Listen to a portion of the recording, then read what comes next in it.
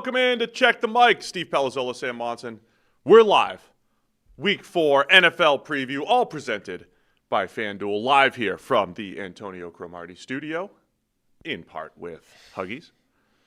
Thank you, Drew Collins. Look at that. We told you the billionaire tier was well worth it. Yep. You get a shout out. Your studio name gets a shout out at the top of every show. Mm-hmm. Check it out. Members only. Tonight as well, watch along Seahawks Cardinals. Be sure to sign up as a member to join as a member tonight. We're going to do a little watch along. How you doing, man? Doing well. Yeah, we're working on the improved tech. We've got mic stands over there. You built one of them, so it might not be standing by the time the thing starts. It's mostly ready. Yeah. Got the couch, move a camera over. We're in good shape. We're going to be ready to go. Exciting NFC West matchup. Cardinals and Seahawks will be previewing every game here tonight. We have a quick question from a member, Mohal. What's your go-to coffee order before we get started? It's an Americano, but just a black coffee. Just black. Yeah, I'm black. Whatever black coffee is available. Yeah. Although I do have a soft spot for seasonal lattes. So I'm black coffee and seasonal lattes. Until you go all So fruity. pumpkin spice latte, peppermint mocha, gingerbread. I will dabble in all of the seasonal stuff. I'll eat anything pumpkin flavored pretty much in the fall. No. Just brings me into football season. I don't understand anybody that would drink anything with peppermint in it. No, that's great. It's and then, insane. So yeah, black coffee. Yeah. So I had a teammate, really quick. I had a teammate named Joe Borchard. He was a first-round pick in the Major League Baseball draft and also a Stanford quarterback. And so he made like $6 million as a first-round pick because they bought him out of playing at Stanford for his final season at QB. And he was jacked.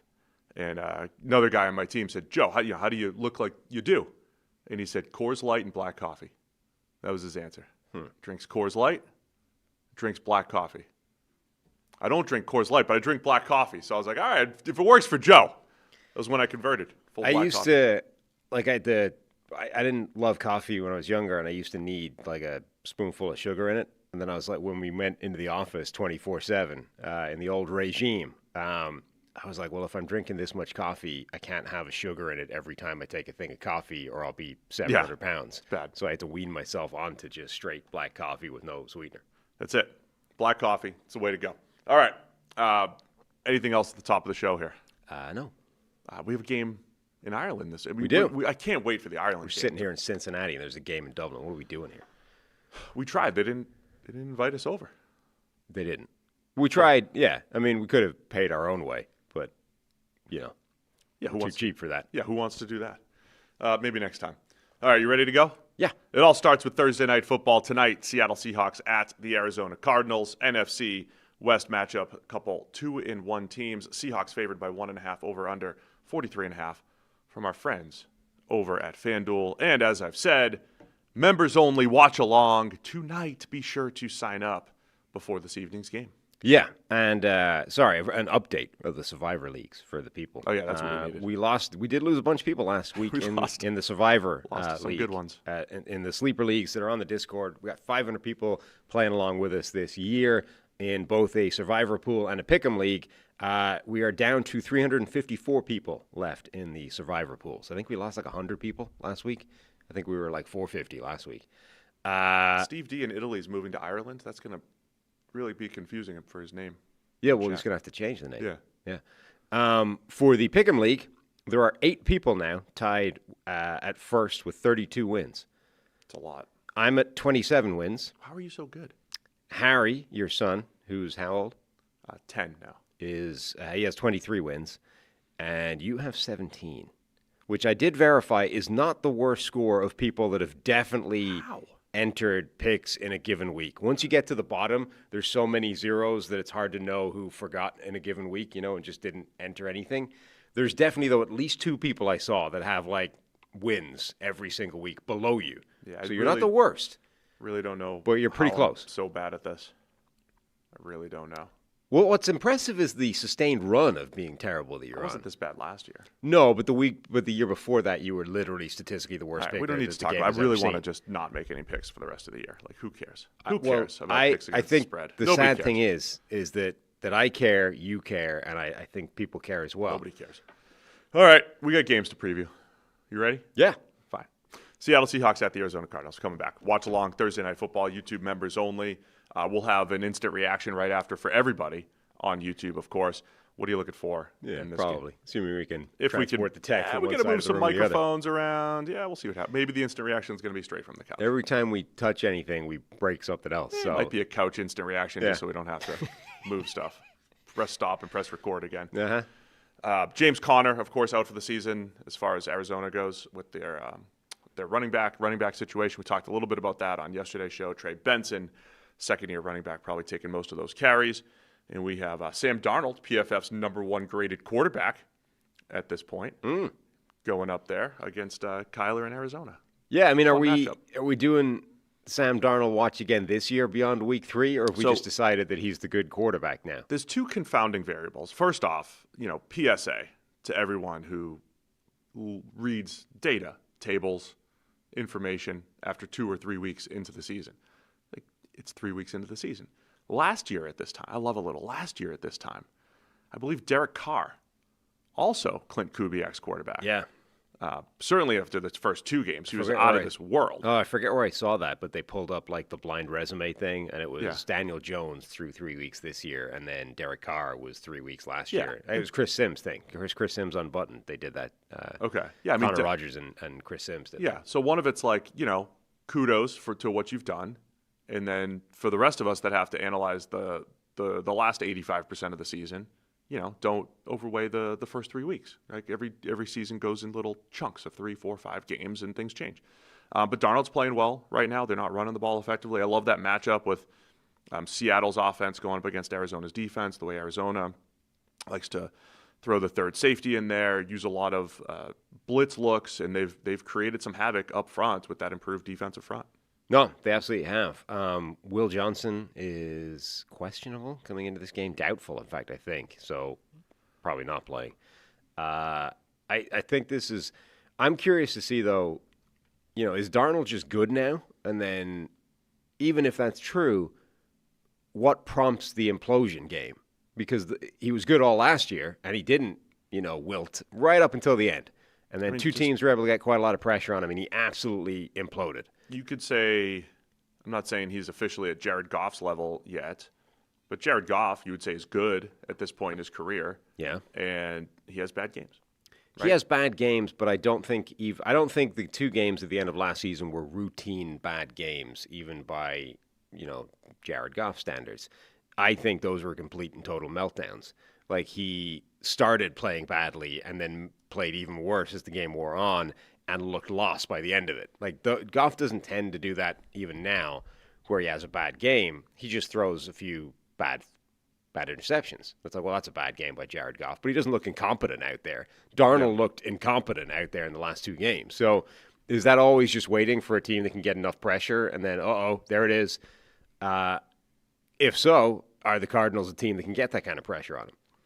No, it's a good question on this, and seeing, I think it'll be a challenge for Don. I mean, you're coming off the Saints game, right? That's the other thing about sitting here 3 weeks into the season.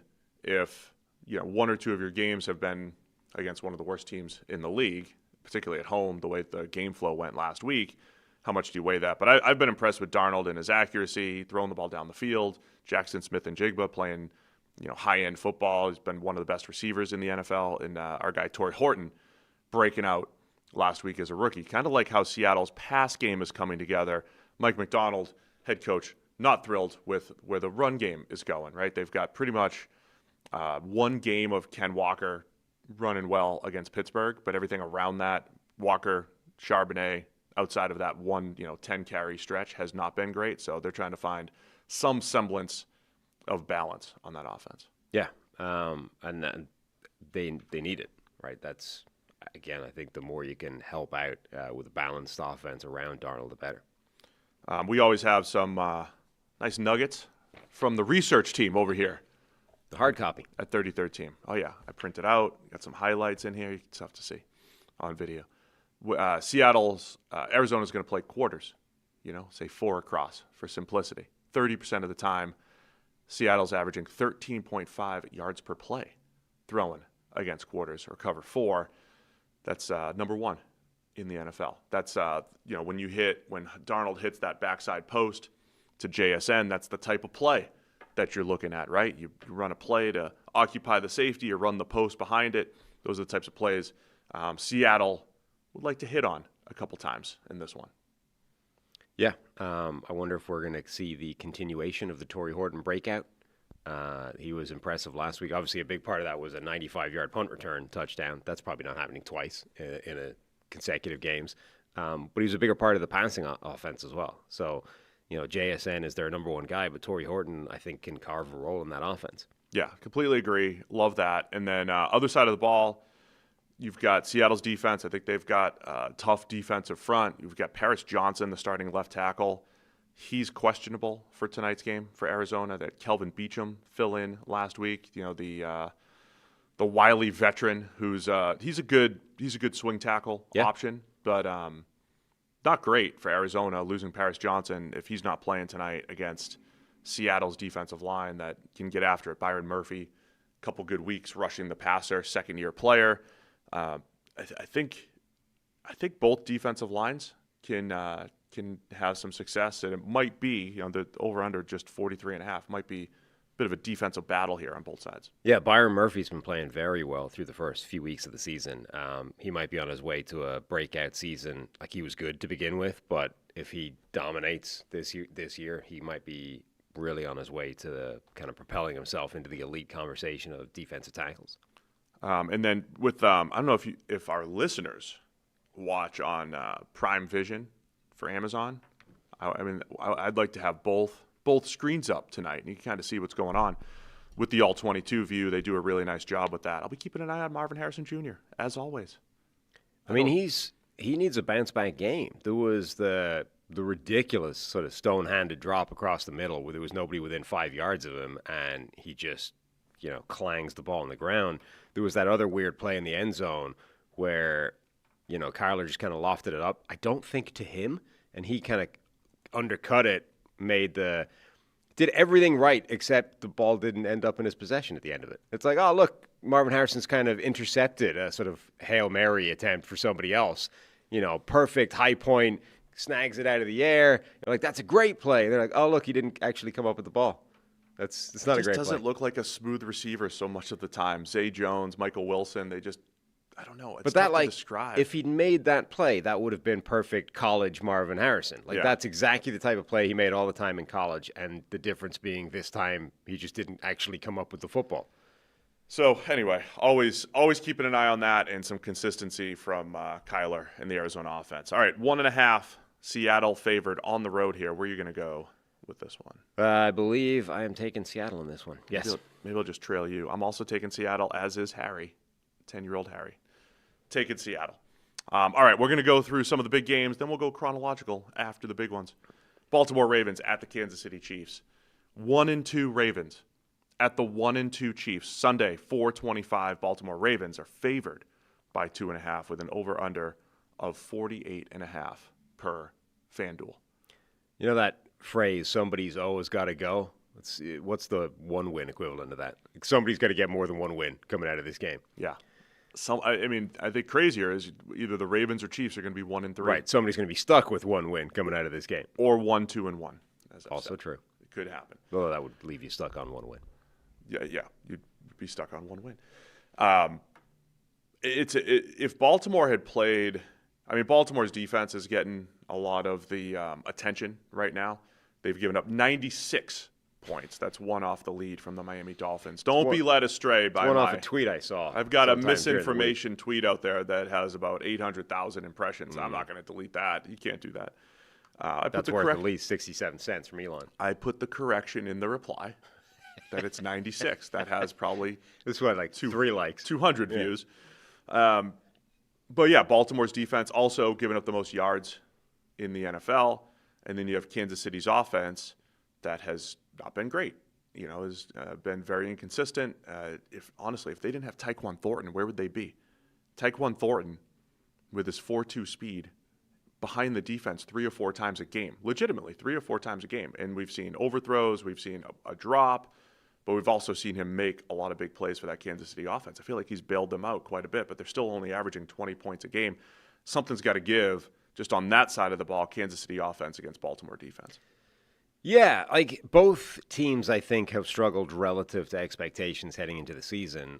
Baltimore's defense is the more inexplicable version of that. Like the Chiefs, at least you look at it and you say, well, okay, they lost Xavier Worthy almost immediately. You know, they don't have Rashee Rice yet. Like they've lost players in a group that was already still sort of finding its feet. It kind of makes sense for them to struggle a bit. Baltimore's defense doesn't seem to have a particularly good excuse for being as bad as it's been through the first few weeks, even with, you know, a guy like Madubuike not playing last week and probably this week as well. And he'll be out again this week, a neck injury. Yeah. That sounds like it might be a little bit more serious than just missing a couple games. So even factoring that in, I don't think that comes close to it, to explaining why this defense has been as bad as it is. Like you said, 96 points. It's leading the league in yards per game allowed. It is the 6th worst defense in terms of EPA per play allowed. It's been bad.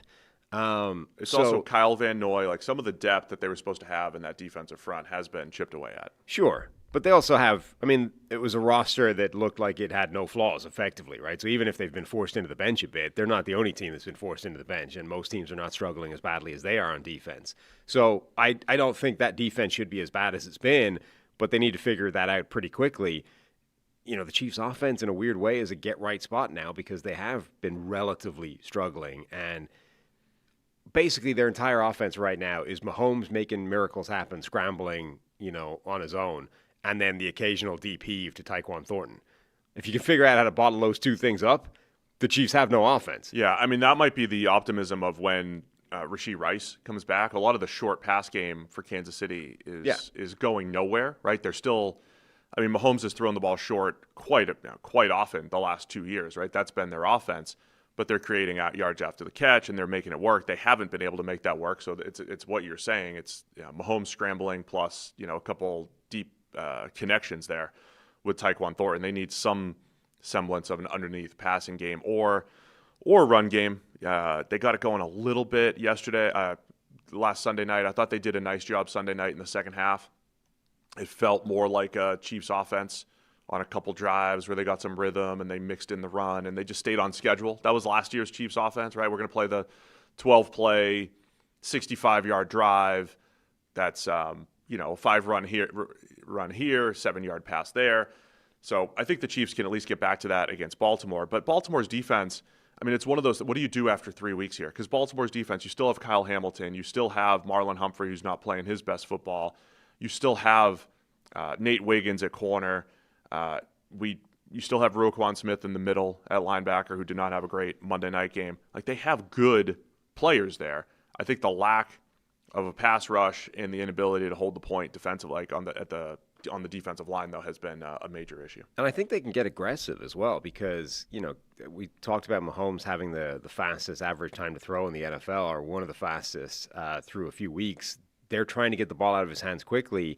They don't have receiving weapons that would scare you at this point. So if you're Baltimore, get aggressive, play man coverage, jam them at the line, try and take away those first reads. And, yeah, you're probably going to open up the occasional kind of late in the down heave vertically, but you probably have to back yourself to win those, right? Like Nate Wiggins is playing fantastic football at the moment, ironically, in one of the worst defense in the NFL through a few weeks. Nate Wiggins looks like a true, shutdown corner at this point. I would be perfectly happy to bank on Nate Wiggins being able to take away Tyquan Thornton one-on-one if the case comes to it. The other thing with Week 3 stats, the same way when the Colts game comes up, I'll say, look, they've played Miami and they've played Tennessee in 2 out of their 3 games.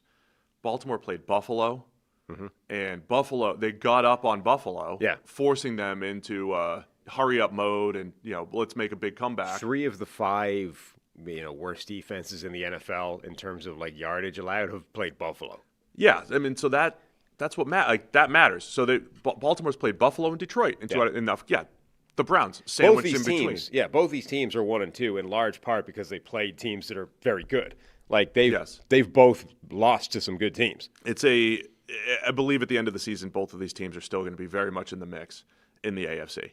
I want to talk other side of the ball and then just high-level implications on this one because it's a huge one. Other side of the ball, Lamar Jackson coming off a game where he was sacked 7 times. Baltimore just a strange boom or bust offense right now. Every stat that I've looked at, or or even just watching the game, feels very boom or bust right now for Baltimore. The team that was sitting there averaging over 10 yards per attempt and 10 yards per rush heading into the fourth quarter against Buffalo, and then goes 3 and out 3 straight times. Boom or bust, right? It's all boom, and then all of a sudden there's nothing. Lamar Jackson, passer rating through the roof. He's got, does he have no interceptions right now, or 1 interception, whatever it is? I don't even keep track. But touchdown interception ratio is exceptional in his last X number of games. But he's been sacked 14% of his dropbacks this year, Lamar Jackson. He's been sacked 5 times in the red zone this year. The rest of the league has only been sacked 16 times in the red zone. So this is, again, boom or bust right now for the Ravens offense. And just the game the other night against Detroit, we're either talking about a wide open receiver in the secondary or a negative play via sack. I got another one for you. Boom or bust. Derrick Henry. Yeah. He has 70% of his yards have come on 5 runs. 5 runs. And so every week we're like, how does he do it again? How does he do it again? And it's true, right? When he gets into the open field, he could take it to the house. He's like a scat back with his big play speed. But there's a lot of runs to nowhere in there, plus the 2 fumbles. The fumbles, I mean, whatever about being able to bottle them up for the majority of his carries, like Derrick Henry at the moment, his fumbles are costing them games. And I don't think Derrick Henry generally has a fumbling problem, but this is the type of thing that it can snowball, because once defenses decide you're a liability with fumbling the ball, or you're a risk to put it on the ground, they're going after it. Like Derrick Henry, everyone's been focusing for the entirety of his career so much on how do you stop the 250-pound guy from running over me. Now people are going after the ball, and that's going to be – he's going to need to focus on that. So even before, I think the Ravens offense hit a little blip the other night. I know they put up a lot of points, but Detroit did such a good job of bottling up Lamar Jackson and handling escape routes and everything. That is a huge part of this game. Up until that point, there's not a lot of teams outside of like a game or two here and there from Pittsburgh. I think Cleveland's done a pretty good job against Lamar, but there's not a lot of teams other than Kansas City that have done a really good job against him. And Lamar Jackson has his 2nd lowest EPA per play against Kansas City. The lowest is actually Cleveland. And so that was going to be my big question coming into this game. But Detroit, I thought he'd have more success against Detroit. I didn't think he'd get sacked 7 times. I thought the offense would be a bit more consistent, but it's been very boom or bust. And now you're going up against Spags in Kansas City, who have done a really nice job in the past, in seasons where the Ravens dominated almost everyone, and then Kansas City would come in and give him some problems, and now you got to go and face that this Sunday. I think that Ravens offense needs to have some more options for Lamar. One of the things when you look at the tape against that Detroit defense is they were sending lots of blitzes, et cetera, and generally the Ravens were countering by trying to keep bodies at home to block, right? Keep a running back in, keep a tight end in, give him max protect effectively. But that means there's only like 3 guys out in pass patterns, and most of them are running deep. That's fine, because that's how you get those, oh, look, Lamar bought a couple of seconds and then he heaved it deep to, Nuke Hopkins or whatever. How does nobody near him? That's how, because, he bought enough time and they're running vertical. But when he doesn't have that, when there's nobody open quickly and he has to get rid of it quickly, well, now he's just got nowhere to go because there's 3 guys, they're covered and they're running vertical. They need outlets. Like, they need shorter passing options. They need, hot routes. They need a way of getting rid of the ball quicker. The other, let's just talk like emotional aspect of this and everything. You have 2 1-2 teams. Mentioned the Chiefs' schedule a ton. They still have the Lions in a couple weeks here without Rashee Rice. Ravens it looked more difficult on paper with the Texans next week. I still think the Texans could be pretty competitive, though, even though they're 0-3. Texans and Rams coming up the next couple weeks. So it's a huge game for both teams, just record-wise. And then I want to go back to the opening game last year. My feeling watching Lamar Jackson against the defending Super Bowl champion Chiefs after losing in the AFC Championship. Do you remember that game? I felt like Lamar was treating that like a playoff game. Yeah. Like I'm gonna take over. I'm gonna scramble. He's not a scrambler per se, right? He doesn't scramble a ton. He's a designed runner. He will absolutely scramble to throw and scramble to run when he needs to, but it's not his main game, right? It felt like he was trying to take over and run like crazy and treat it like a playoff game. And in Kansas City wasn't necessarily. It was just, it's week 1. Right. But now they're both 1-2. And I wonder how much that aspect of things, Lamar trying to get over this hump of they've beaten the Chiefs, 1 out of 6 times, I think. They both need this game. Yes. I mean, this is a serious, this is as much on the line in terms of an early season matchup between two teams you're going to find. So do you get Lamar pressing or trying to be Superman, which I'm not saying that's going to always be a negative for him. It could be a positive. And do you get Andy Reid and Patrick Mahomes treating this like a mid-January game and saying, all right, dust off the good plays? It's a playoff game when the Chiefs start with a little speed option. Andy starts his big games like a little speed option. I don't know why. Just send it. If you see a speed option from the Chiefs, they're dusting off the good playbook here in this one. Andy Reid and Patrick Mahomes.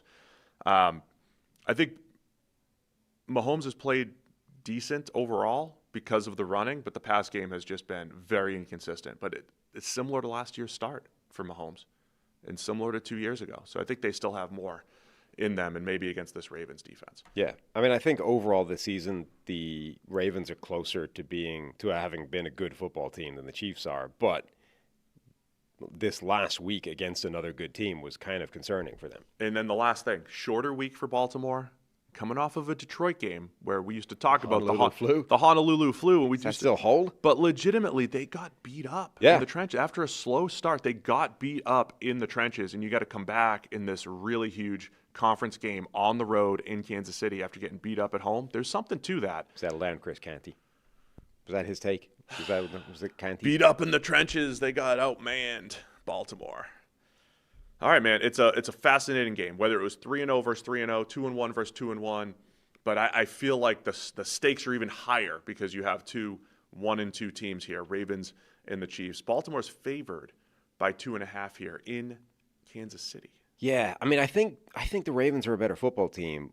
The thing that concerns me a bit is that it's like a playoff game because the stakes are so high, and in a game with everything on the line, I have a lot more confidence in Mahomes finding that magic than the Ravens. So I'm going Baltimore, but I kind of hate that. All right, I'm going to take Kansas City for what you just said. Harry is taking Kansas City. And this is the second time. Now, 2 home games for Kansas City this year. They've been underdogs in both because it's against the Eagles and the Ravens. There is a bit of both teams. If you can survive, come away with a win this week, it should get easier, right? Both teams have had a very rough first, 4 weeks schedule-wise. So you're taking Baltimore, Harry and I taking Kansas City. Mm-hmm. All right, Indianapolis Colts at the Los Angeles Rams. Oh, yeah, by the way, do we have new members? Do we have to shout out? 2 of them. Thanks for signing up. They're going to be here today. BXC David and Ethan O. Thanks for joining. Watch along tonight. You're invited to the watch along. Everyone's invited. You just got to be a member. You're cordially invited. We should send out invitations. All right, Indianapolis Colts at the Los Angeles Rams. This one's Sunday at 4:05. I hate the 4:05. You got to push it to 4:25. Give us some time in the middle of the witching hour. But the 3-0 Colts, the 2-1 Rams still favored here by 3.5 with an over-under of 49.5. That's a monster number for a Rams defense that's played pretty well over the last X number of games, even though they just, gave up a big lead last week. It's not the first big test for the Colts, but the second big test. Yeah, for this it's Colts a team. Good test. It's a big test for them. We're still trying to work out how for real are the Colts. We talked about them on yesterday's show, and they've basically faced 2 teams that are not very good, and Denver, whose defense is very good. So the Denver game is effectively what you're hanging your hat on in terms of I have real confidence that this offense is for real and it's going to be a thing all the way through the season. It's still only 1 game. If they can do that again against the Rams, whose defense has been phenomenal for the last year and a half, that will be a serious statement. And I do think that this offense is for real. They're averaging basically the same amount of yards per game and half a yard more per play than the Buffalo Bills offense, which through 3 weeks has been arguably the best offense in the NFL. I don't think that's going away, even if they have to face tougher teams than Miami and Tennessee. You've got the leading runner in the NFL, leading rusher in Jonathan Taylor, who looks fantastic. It is a well-balanced offense Yep. in Indianapolis. Daniel Jones, I keep saying, he's running the offense, but that 17-yard scramble on 3rd and long, a couple of the downfield throws to Alec Pierce this year. I mean, he's making big-time throws. He's taking care of the ball, and then they're doing a really good job of getting guys open, getting Josh Downs into space, getting Tyler Warren into space. So the whole offense is cooking right now. But it's also fair to say, yeah, 2 games against Tennessee and Miami. That's true. The most impressive thing was probably Denver. But yeah, it's the next test. And I think Indy's pass protection's been really good as well, that's the one thing we've literally never seen Daniel Jones with, was any semblance of good pass protection. We haven't seen it, and it's there. I know there's quick aside. There's like a million different ways to measure football now. It used to just be PFF and like a little bit of Football Outsiders came first, and then PFF measured a whole bunch of different stuff differently. I think we did it better when we were there.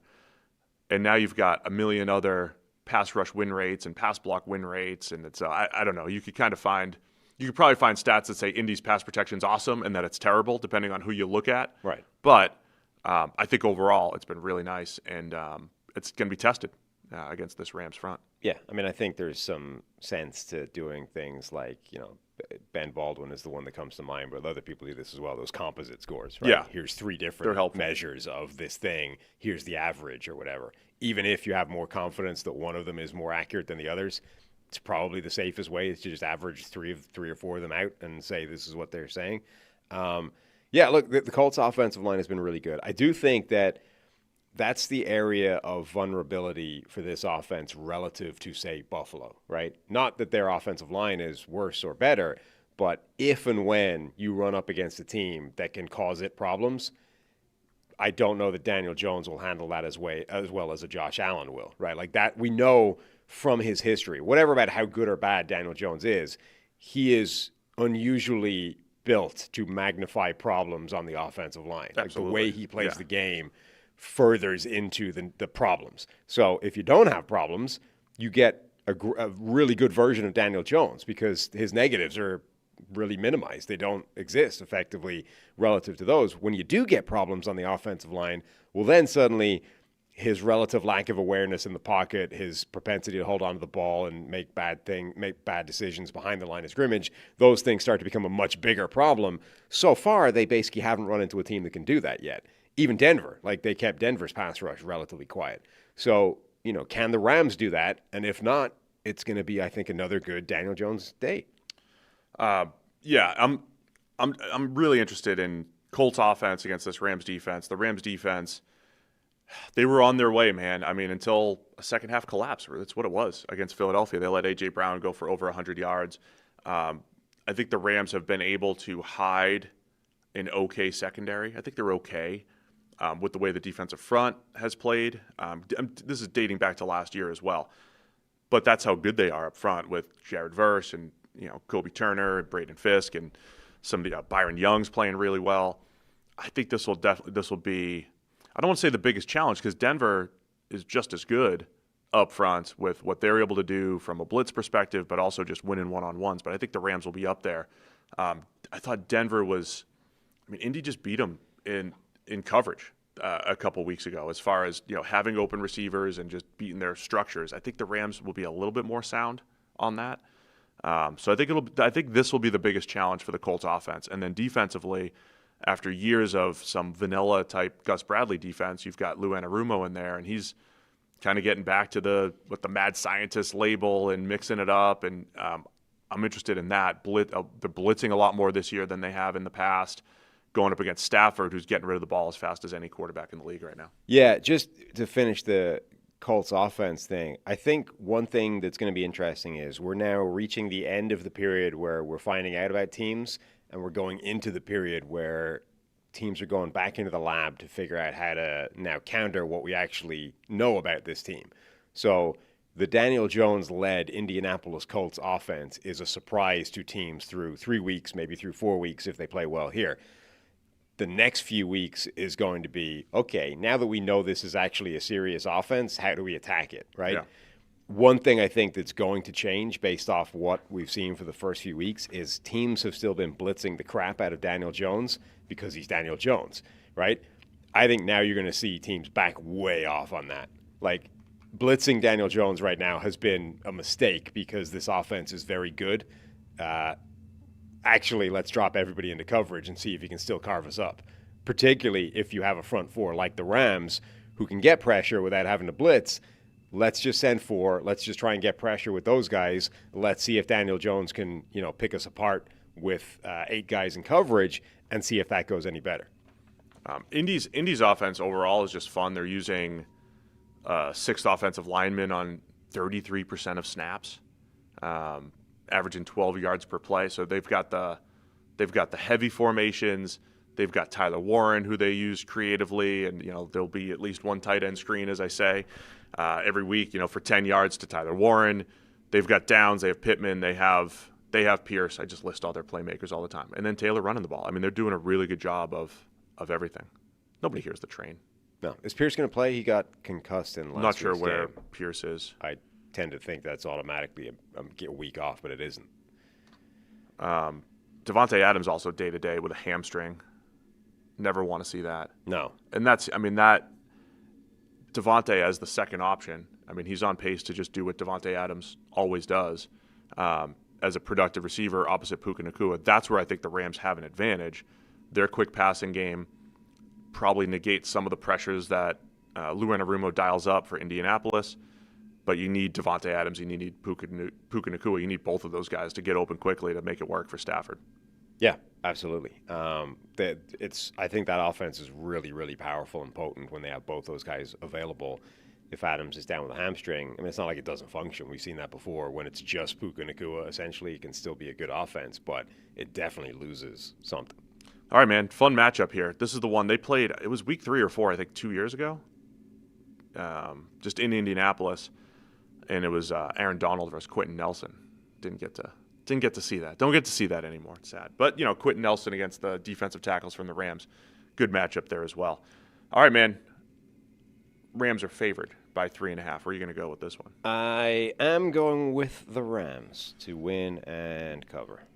I will take Indy to at least keep it close as underdogs. 3.5-point underdogs. The way they're playing, I'll roll with that. Harry's going to take the Rams. So probably follow Believer in the Colts offense.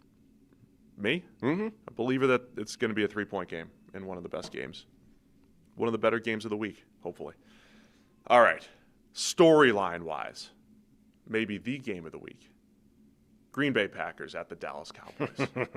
Sunday night football. Packers favored by 6.5 in Dallas.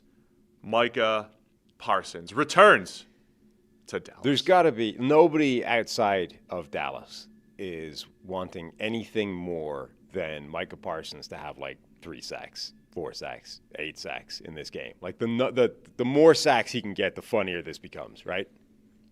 You're a big what's the funniest thing possible guy. Yes.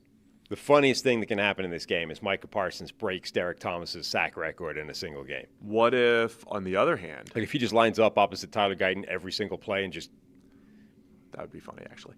What if Kenny Clark has 3 sacks and Micah Parsons gets shut out? See, I don't think that would be funny because you don't think any part of a Jerry Jones. Jerry being right's not funny. Jerry being right's not funny at all. No justification from Jerry Jones is funny. It would be funny because everybody's against him. No, everybody's like, "Oh, you're just a stupid old man." Jerry being right isn't funny. Jerry looking like he's right and then like taking comedy victory laps might be funny. Oh yeah, think about that. That's why we got Kenny Clark. We thought we got the better pass rusher in the deal. That would be funny. Just Jerry being right wouldn't be funny. Like Jerry being wrong is a lot funnier than Jerry being right. Yeah, I don't know. Yeah, Cowboys' offensive line. I think they've survived. I think Dak's played really well under pressure. Dak's played well overall. But now no CD Lamb either.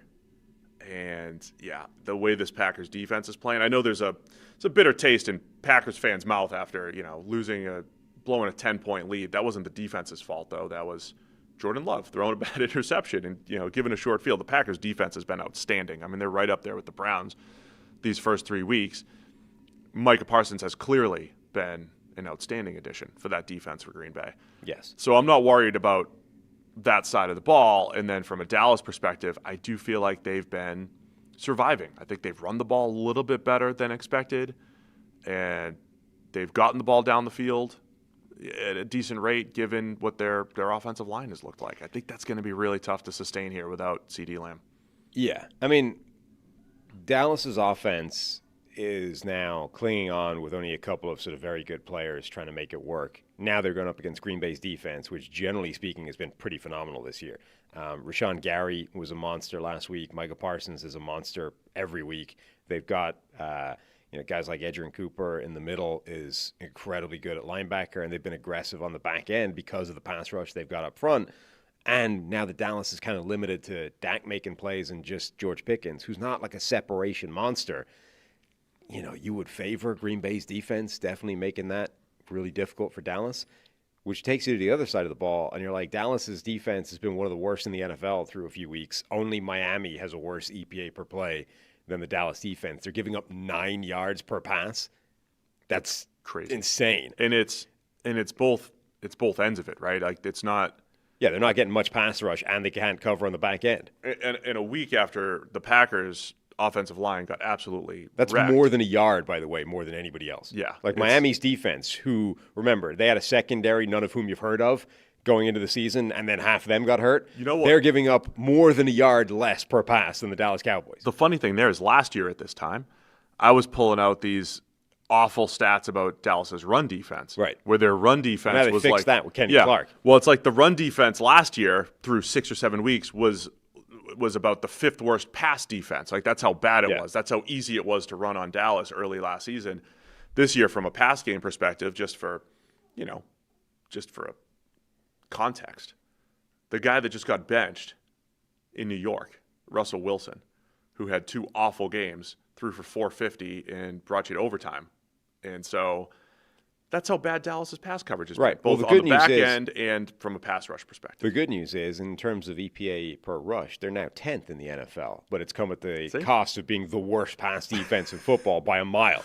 Those are the trade-offs that Jerry makes. And by the way, that's with having invested a ton of money into multiple corners in that group as well, right? Like they've just thrown money at the secondary, and they're still the worst pass defense in the NFL. Deron Bland's banged up, but expected to play, trending toward playing with a foot injury. So now, I mean, you look at some of the big plays they've given up, and you have to be saying, well, is this a Matthew Golden day, right? Is this like a monster Matthew Golden performance from Green Bay? Can Jordan Love avoid a costly mistake that he had last week? I mean, if he is, it's tough to see how this Dallas defense is really going to slow down Green Bay. Some stats where Matthew Golden could come into play here. Jaden Reed, who's injured for Green Bay, he's usually their motion at the snap guy, jet sweeps and all sorts of trickeration. And the on-off splits for him in the last couple of years are pretty crazy. Yeah, and this is similar, right? This is when he's just used in motion. They're over 5 yards per play. They're at 4 yards per play without Reed in motion, and 9.7 yards per play with Reed in motion on passes. 7.6 without. Reed was the NFL's second most motioned player last year. Now, last week, Golden was used more in that role, and I think he could play that role with his speed and his athleticism. But yeah, Reed has been not only productive but also opening up the entire offense when he's been out there. So just keep an eye on Golden as the motion player in this one. Just it chips away a little bit at their depth here. And it is kind of funny because in training camp, you see them doing that with a lot of other players. Doing all the like Golden was doing that a ton in training camp this year. In his rookie year, Luke Musgrave was doing that, and it always ends up being Jaden Reed that's doing it in the actual games. And then look, I think honestly, if Jordan Love just doesn't make a bad decision, Packers are 3-0. Yeah, if he doesn't throw a pick on 3rd down, if they blew a 10-point lead with 3.5 minutes to go against Cleveland last week.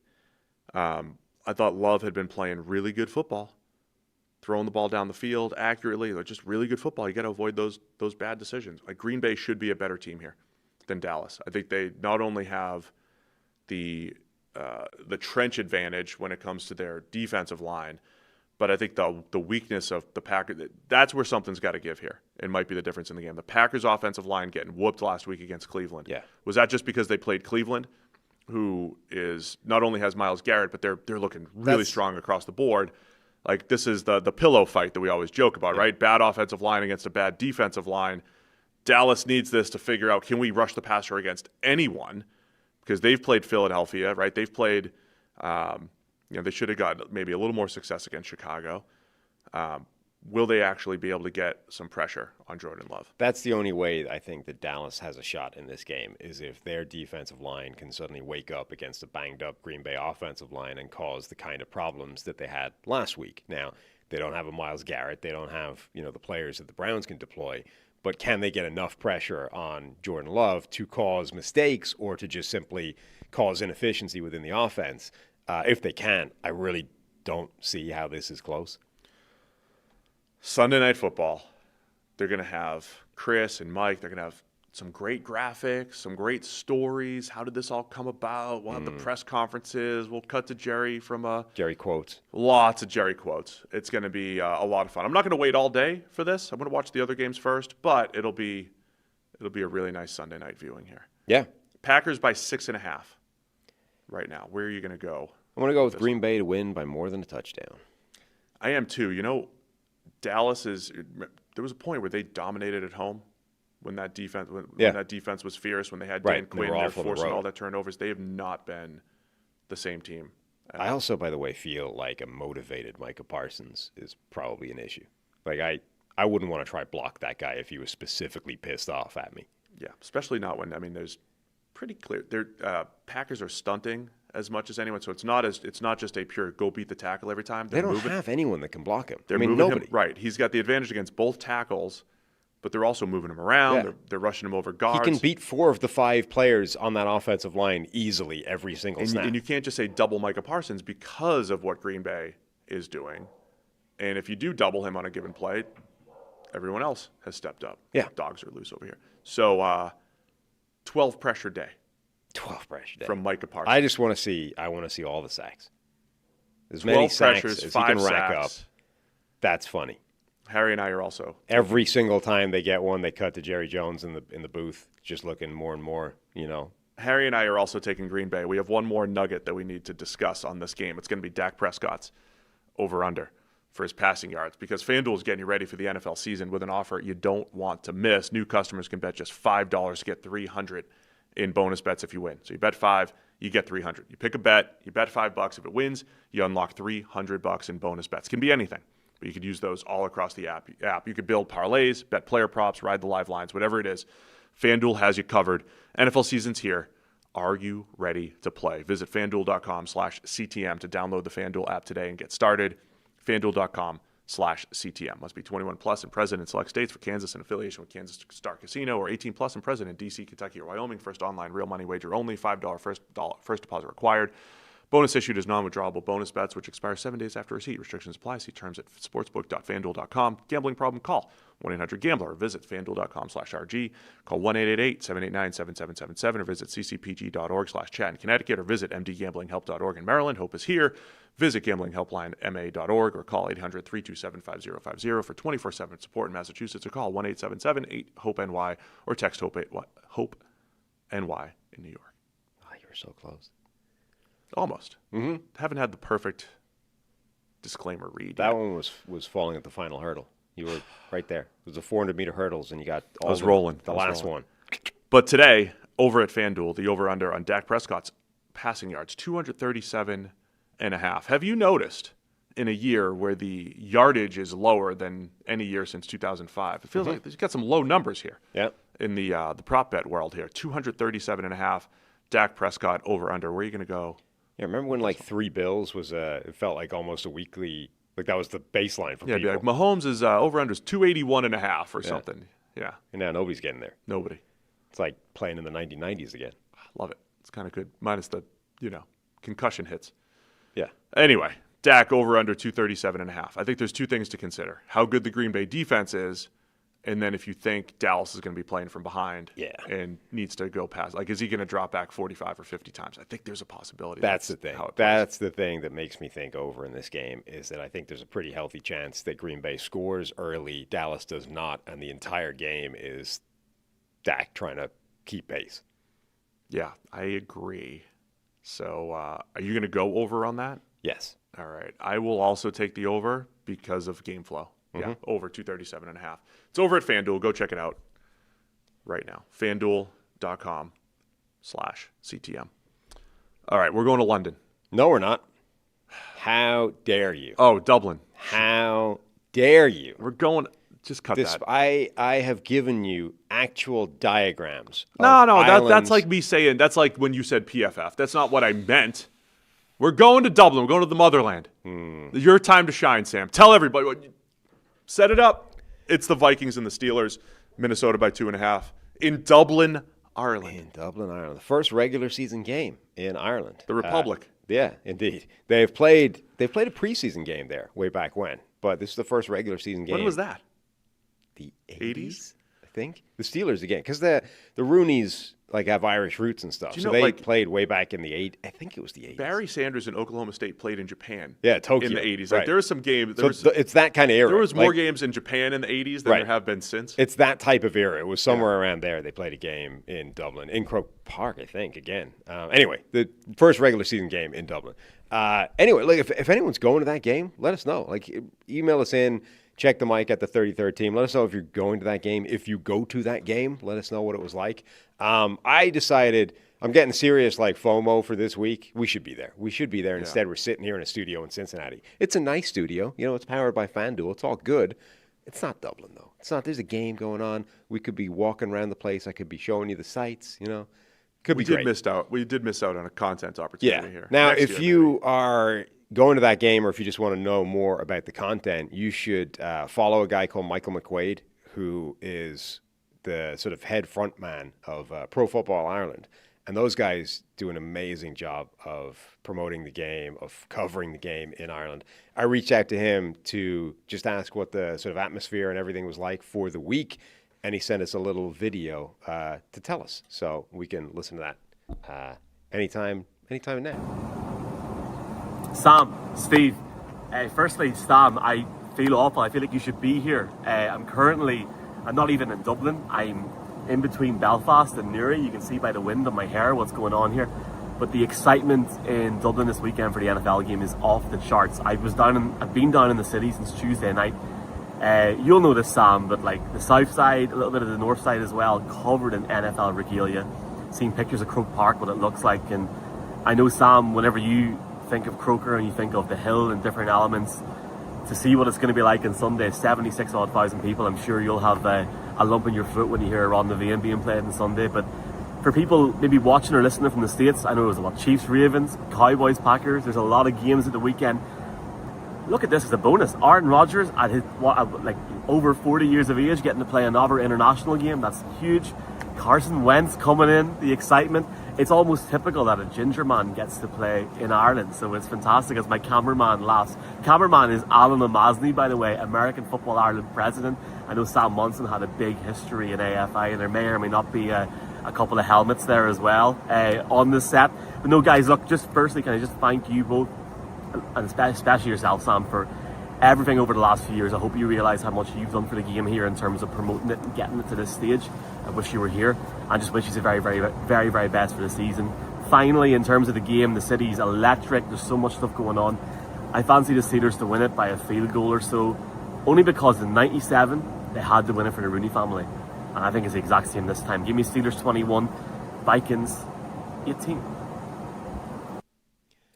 So he's hit on the real crux of the matter there. On the one hand, you've got Pittsburgh trying to win it for the Roonies, right? Yeah. On the other hand, you've got Carson Wentz is a ginger playing in Ireland, and I know the meme is going around. Kevin O'Connell is 17-3 when he's got a ginger quarterback. That's pretty powerful juju there. You can't mess with that.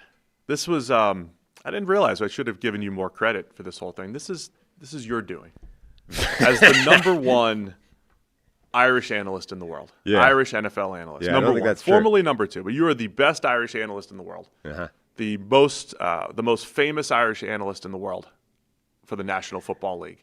And I don't think that's true anymore. I think McQuaid over there is. I mean, he's on McAfee these days. He's big time. Okay, maybe. Now you're still number 2. Yeah. But somebody was asking me. This is your game. You put this together. Sure. You brought this. It's notoriety. Not true, but okay. Somebody was asking in the chat why I don't have an accent like that for 2 reasons. Number one, I'm not from the north, so I wouldn't speak like that even if He's I up was near Cork. still back in our. No. What was he? Oh no, Belfast is what I meant to say. Yeah. He said he's up near Belfast. The opposite end of the country. Yeah, I get you. Belfast. Okay. And number 2, because Finley's from. I'm one of these people whose accent changes depending on where I live. I've had half a dozen accents in my life, including 2 separate Dublin accents, despite living in basically the same place both times. So I had some kind of Irish accent, then moved over here, and it's gone now. Now it's just a Midwest accent? Now I don't know what it is now. Some but it's people not. think when you halfway in between Midwest and Irish is Canadian. Yeah, People it think sounds. I mean, that's so Canadian is the accent that people default to when they don't really know where you're from, right? just It's like assume that it's guy's got a Canada. weird accent. Where's it from? It's probably Canadian. It isn't, as it happens, but it's like the way like people from Newfoundland sound Irish in a weird way. They for no connection, I don't think. It's a weird development. There's a slight crossover between Bostonian and Australian. There's a few way like with the way we do some Oz and different things like that. But So if you go, there's a video you can find on YouTube where someone has gone to like Newfoundland and those people sound like they're from West Cork. And I don't think it's because that's like an enclave of West Corkians that went to Newfoundland. They just settled there. I think it's some weird like simultaneous parallel development where for some reason 3,000 miles separates these people and they sound the same. So you used to have pretty strong Irish accent until you got over here. So anyway, the motherland. What's going to happen here? What are we going to get? Is it going to be, I'm not going to look at the weather forecast. I'll assume it's going to be probably raining. Pretty Yeah. dreary, rainy. So we're going to have a slick ball, would you say? Slick football? I mean, sure, if it's wet weather. Let's find out. I would assume it's Let me start with this. Pittsburgh offense against Minnesota's defense. Also, really quick, storyline-wise, the rumblings are coming back that Aaron Rodgers wanted to play for the Vikings. well, of course. Wanted it says to go. cloudy and no rain, No rain. No Nah, rain. that'll happen. allegedly. They'll get some rain coming. I would assume so. Always. At some point. I mean, it's I 3 know. hours. Dublin doesn't go 3 hours without there being rain somewhere. I understand that Belfast is not part of the same country. I understand. Do you, Like though? said. I do. Yeah, that's where Finley's from the north. Mm-hmm. I get it. I understand. Rodgers against Flores in that Yeah. defense. Yeah. I mean, I think it's probably true that Rodgers did want to play for Minnesota for all the reasons that we've outlined. It was a good situation for J.J. McCarthy and now for Carson Wentz. It was a good spot, right? So it makes sense that Rodgers wanted to be their starting quarterback rather than somebody else's. The Vikings didn't appear particularly interested in that as an idea. So I think they may have been open to him as a backup or as whatever. But anyway, it didn't work out. So that's not the situation we've got. And now, you do get Aaron Rodgers in the Steelers offense, Arthur Smith's system, going up against Brian Flores, and the Vikings defense, which I think is the most terrifying defense in the league for an opposing quarterback or offense coordinator to have to deal with. So some Aaron Rodgers stats here. He's getting rid of the ball very quickly because he's old and he needs to. Yeah. Under pressure this year, he's 6 for 22 passing. 6 for 22. With, I don't know what his pressure to sack rate is, but I know it's high. Mm-hmm. When he's under pressure, the offense isn't doing much. He doesn't have the same escapability. Yeah. It's not good. He also, EPA per play for Aaron Rodgers. He's second in the league in the red zone. And so if you go back through 3 weeks, we've got a couple jump balls to DK Metcalf that have worked well. You've got a tap pass. You've got a wide open Jalen Warren in week 1. You have a nice pass to Calvin Austin that was schemed up, that snuck in behind the defense. They've done a really good job in the red zone. But his EPA is negative .11 and 25th in the league outside of the red zone. So it's been and then in addition to that, the Steelers they've had a couple short fields due to the defense forcing turnovers. And so that's, other than that, the offense has been really bad. Can't run the ball, in between the 20s, ineffective. And so I worry about the Steelers offense against this Vikings defense. I think this could be a 5-sack game. I think Van Ginkel had a pick 6 on Rodgers last year. Was that against Rodgers, one of them? in this matchup when it was the Jets and the Vikings. I do worry about the Steelers' offense against this Vikings defense. Yeah, so on the one hand, the Steelers are actually pretty low in terms of pressure rate given up because Rodgers is getting rid of the ball so quickly, right? On the other hand, the Vikings are one of the best teams in the NFL in terms of generating pressure, and they're doing it now. They can attack you at both ends. They get a ton of pressure up front. You don't know whether they're coming with just 4 rushers, 5, 6. You don't know what the blitz is going to look like. And then even if you can diagnose that on the fly, on the back end, they're showing you 3 different looks during the course of the play, right? They're rotating these coverages from, 0 to cover 2, back to 3 to whatever. So you've got this nightmare from a quarterback perspective of trying to figure out who's blitzing, right? How many guys, what is the protection I'm calling here and who the hell is coming? And then secondly, if I've picked it up, am I reading the right coverage to get the ball in the air fast enough? And by the way, this stats I've been using for over a decade now. Even when Rodgers was in his prime, any kind of safety rotation brought his production back down to earth a little bit. It was back. He was never bad against that, but relative to more static, it did have an effect. Yeah. Right, like back when it was like, how do you stop Aaron Rodgers? He has answers to everything. Just rotating safeties would decrease his production just a touch, and now you have Flores doing all that. I mean, we said before that what Flores' defense does, it sort of seizes the initiative from an offense instead of saying, like generally speaking in the NFL, the dynamic is offenses are active, defenses are reactive. They have to line up based off what the offense does. They have to match up in personnel. They're kind of at the mercy of what the offense is doing. Flores in particular, but other defensive schemes as well, have said, you know what? No, we're going to go on the attack. We're going to show you things. We're going to make you react to what we're doing, and we're going to equalize things that way. And so what that defense does is number one, it makes you hesitate, hold the ball longer because you have to read it. You have to figure out, what am I actually looking at? I can't just fire the ball quickly. I need to make sure I'm looking at the right thing.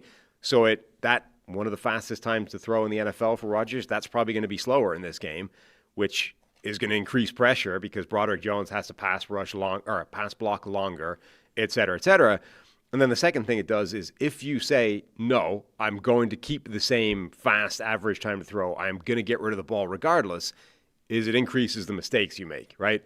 So if Rodgers says, look, I know that I need to get rid of this ball fast, come what may, and keeps throwing it quickly, the chances are there's going to be a play or two in there where he misreads something and he throws the ball right to Andrew Van Ginkel or right to a safety, Josh Metellus or whatever, right? So I think it's going to be very difficult for the Pittsburgh offense to get out of this game without either Rodgers being under quite a lot of pressure or him having made a couple of mistakes. Yeah, I just don't trust Rodgers at this point.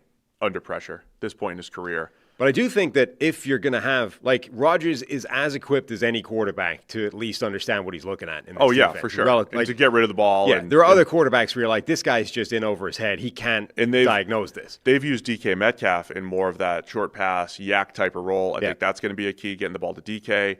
Pittsburgh's also, they're averaging over 10 yards per play when targeting running backs. That's because there's a 65-yarder or something in there to Jalen Warren, but the offense has been a whole lot of checkdowns to Jalen Warren, who's pretty good after the catch.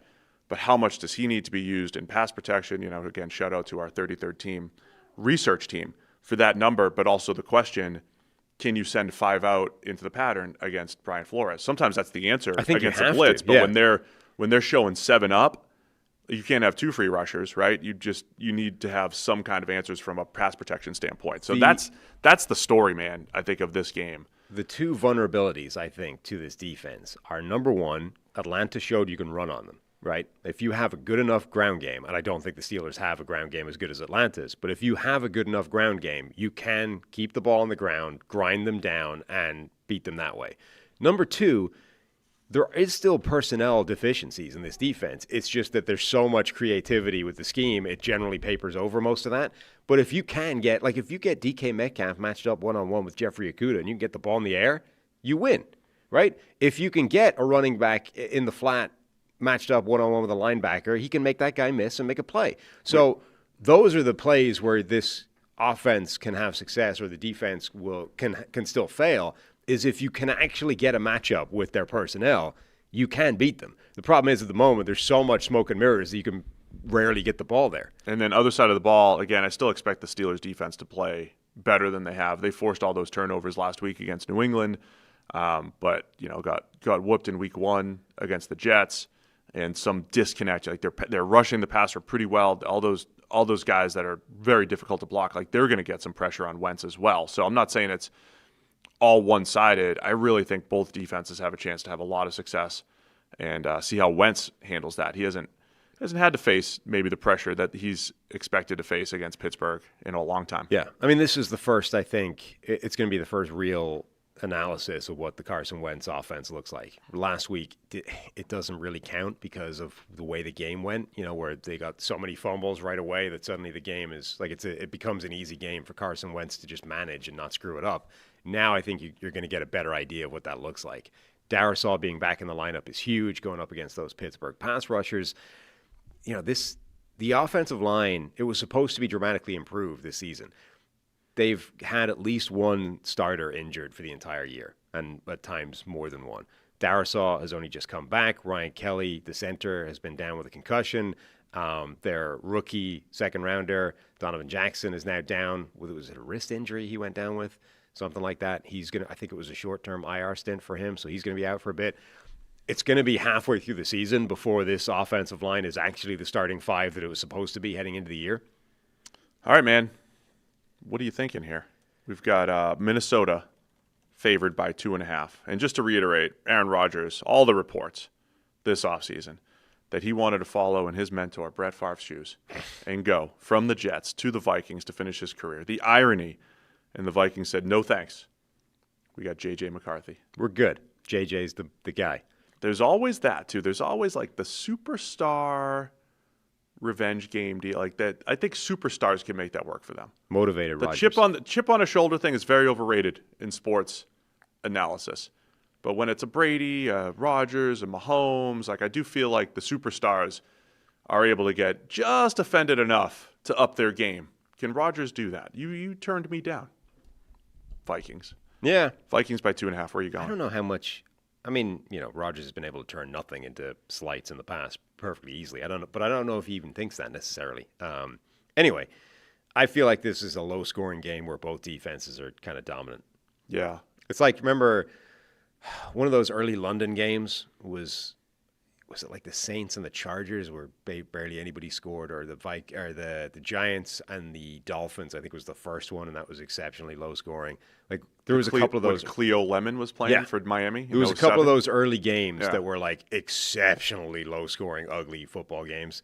This might be one of those. Are you saying that Aaron Rodgers is down to Cleo Lemon level? No, but I'm saying that we might get one of those games where this is like 9-12. We need some rain, at least some mist in this game, hopefully. Mist. Yeah. That was a good mist game, the Cleo Lemon Dolphins. That's what I remember. Yeah.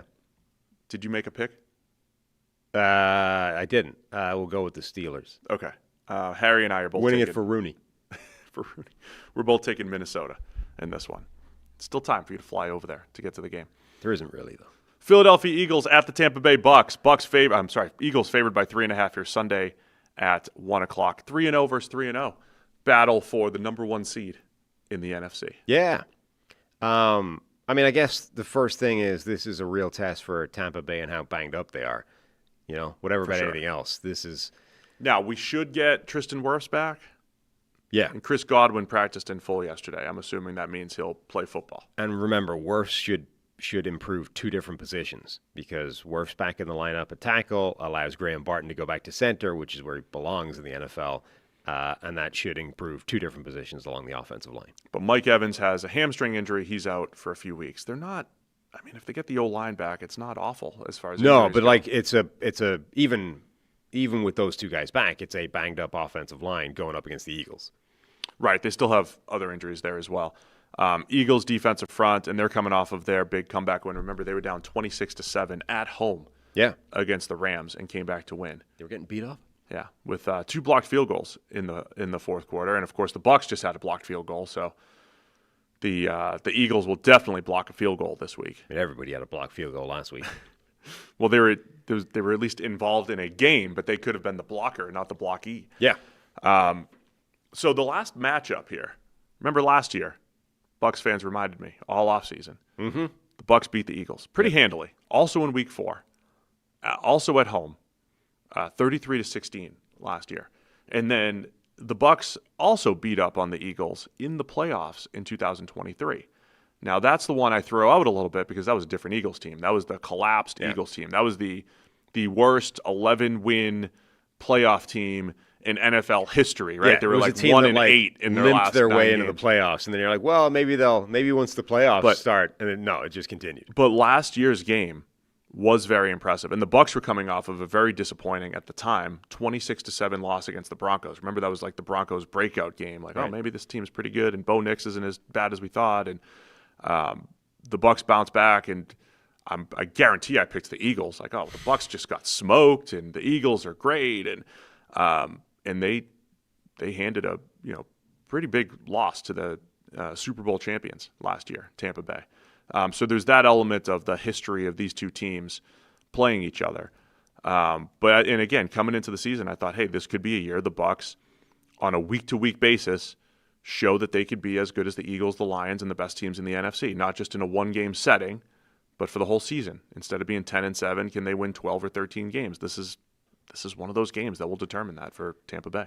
I mean, that loss to the Bucs, Week 4 last season, might have been the last time the Eagles were just conclusively beaten. Because they lost another game in there, but it was to Washington, and it was, remember, one of those kind of miracle Washington games where Jaden Daniels kept them in it, and they just snuck by them in a close game, but it was like, could have gone either way. And Kenny Pickett played or came in. But this was the last game where they just got beat. Yeah. Like, the Bucs were the better team and beat them. This is the last game that Jalen Hurts started and finished and lost. Right. Yeah. Because he's 17-0 in that time. Also his passing statistic at the half. Remind me, Week 16, did he start that game? Yes. So he started, only played 12 snaps, got hurt. So the last time Jalen Hurts started. And they still nearly beat Washington. Correct. The last time Jalen Hurts started and finished a game, Week 4, and lost last year against Tampa Bay. And the last game that they just straight up lost conclusively, right? Correct. That they just were not the better side at all and lost the game. So there were 3 losses last year. A 1-point loss to Atlanta in Week 2. Right. This game against Tampa, and then the 36-33 loss to Washington. So there's a lot on the line here for both teams. Is there? Yeah, they're both 3-0. Yeah. And if we're going to talk, I mean, if Tampa Bay is going to looking at seeding issues and different things, for the playoffs, this is big. I mean, the Bucs have done they're one of those teams that have done very well to win games whilst they've been extremely banged up. And, that's going to, I think, go in their favor as the season progresses and they get guys back healthy and maybe they look like one of the best teams in football late in the season. And critically, they won the games early in the season that's going to allow them to sort of take advantage of that with seeding. I think there's more on the line for Tampa Bay than there is for Philadelphia. The Eagles, I think, are theoretically still one of the best teams in the NFL, and it doesn't really matter if they drop a game here or there. Though it is kind of interesting that, for a team that's been as imperious as they have been and just, winning constantly, the Rams have beaten them up a couple of times, albeit to then lose the game. And Tampa Bay beat them up conclusively earlier in last season. Like, do they just have games where... Yeah, you're not going to win every game by a touchdown. Of course, there's going to be a good game. There's going to But be they look close unusually games in there. vulnerable sometimes, where they... Like, that Rams game, as much as Philadelphia still won, so it's weird to say, but like the first half, this looked like the Rams were a dramatically better side than Philadelphia last week. I think 2 keys here. First off, I have a wild Baker Mayfield stat. If you follow me on Twitter, you may have seen it. Ready for this? Uh-huh. I'm a big fan of more total EPA rather than EPA per play. I think total, I like that better. It encapsulates volume. You don't get docked as much if you throw a bunch of short passes. It hurts your per play number. But so total EPA on dropbacks under pressure. Baker Mayfield, there's only 2 quarterbacks with positive EPA, expected points added, under pressure. Baker's one of them, 13.7. The next closest is Jared Goff at 0.5. So 13.7 for Baker under pressure. It's a 0.5 for Goff. Number 3 is Josh Allen at minus 0.2. So Baker, and this is his scrambling. Yeah. I saw the other stat. I think he's added the most EPA on scrambles. This is him scrambling under pressure. And, in a difficult situation, willing his team to win. So I think there are two things that are true here about Baker Mayfield in the early going this year. He's had incredible turnover luck. There's 6 times he's put the ball in harm's way between dropped interceptions and fumbles, none of which have turned into turnovers. He's been lucky and good. Yes. And he's been... Usually it's one or the other. When the game's on the line, he has been clutch. And when you're scrambling, when your key plays are scrambles, then you say you're willing your team to win, right? This is Mahomes dragging the team. This is Lamar this is Baker dragging them to victory on 4th down against Houston, scrambling in a congested pocket. They're going to need more of that, more Baker magic in this game. They are, probably. I will say, them getting players back is so huge because I do think what they've been doing is completely unsustainable. They have been relying on Baker magic, and the reason it's called magic is because it's not really real. It's something that's going to go away. You can't rely on that all the way through the season. They are, top 10 in terms of pressure rate allowed as an offense, despite Baker having one of the fastest average time to throws in the NFL. Usually those things don't work in concert. If you get rid of the ball super quick, you can mitigate a bad offensive line and the pressure rate isn't as bad as you think it should be, given how bad the offensive line is. The Bucs' offensive line has been so bad that even with Baker getting rid of the ball as fast as he does all the way through the season, they still have one of the highest pressure rates allowed in the league. So that's going to be tough. Getting linemen back, any lineman, is huge for this offense. One other number here. Jalen Hurts against the blitz. I think he's always been a little hit or miss against blitz-heavy teams. Negative .06 EPA against the Bucs in particular. Over these last few years, he has not handled Bulls' defense very well.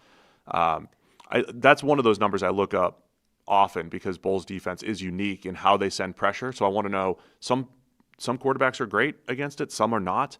Like Stafford and the Rams have always seemed to have success against him, but Hurts has not, and that's another one of those. Is it just going to be a matchup thing where the Bucs overall match up against the Eagles a little bit better than some other teams, even though I do think the Eagles are a better team? So it's something to keep an eye on. It is interesting. Bulls probably doesn't get enough credit because that defense I think it tends to get talked about in fairly rudimentary terms. It's just a blitz-heavy defense, right? He's just sending blitz all the time, blah, blah, blah. And there's truth to that in that he does have consistently one of the most blitz-heavy defenses in the NFL.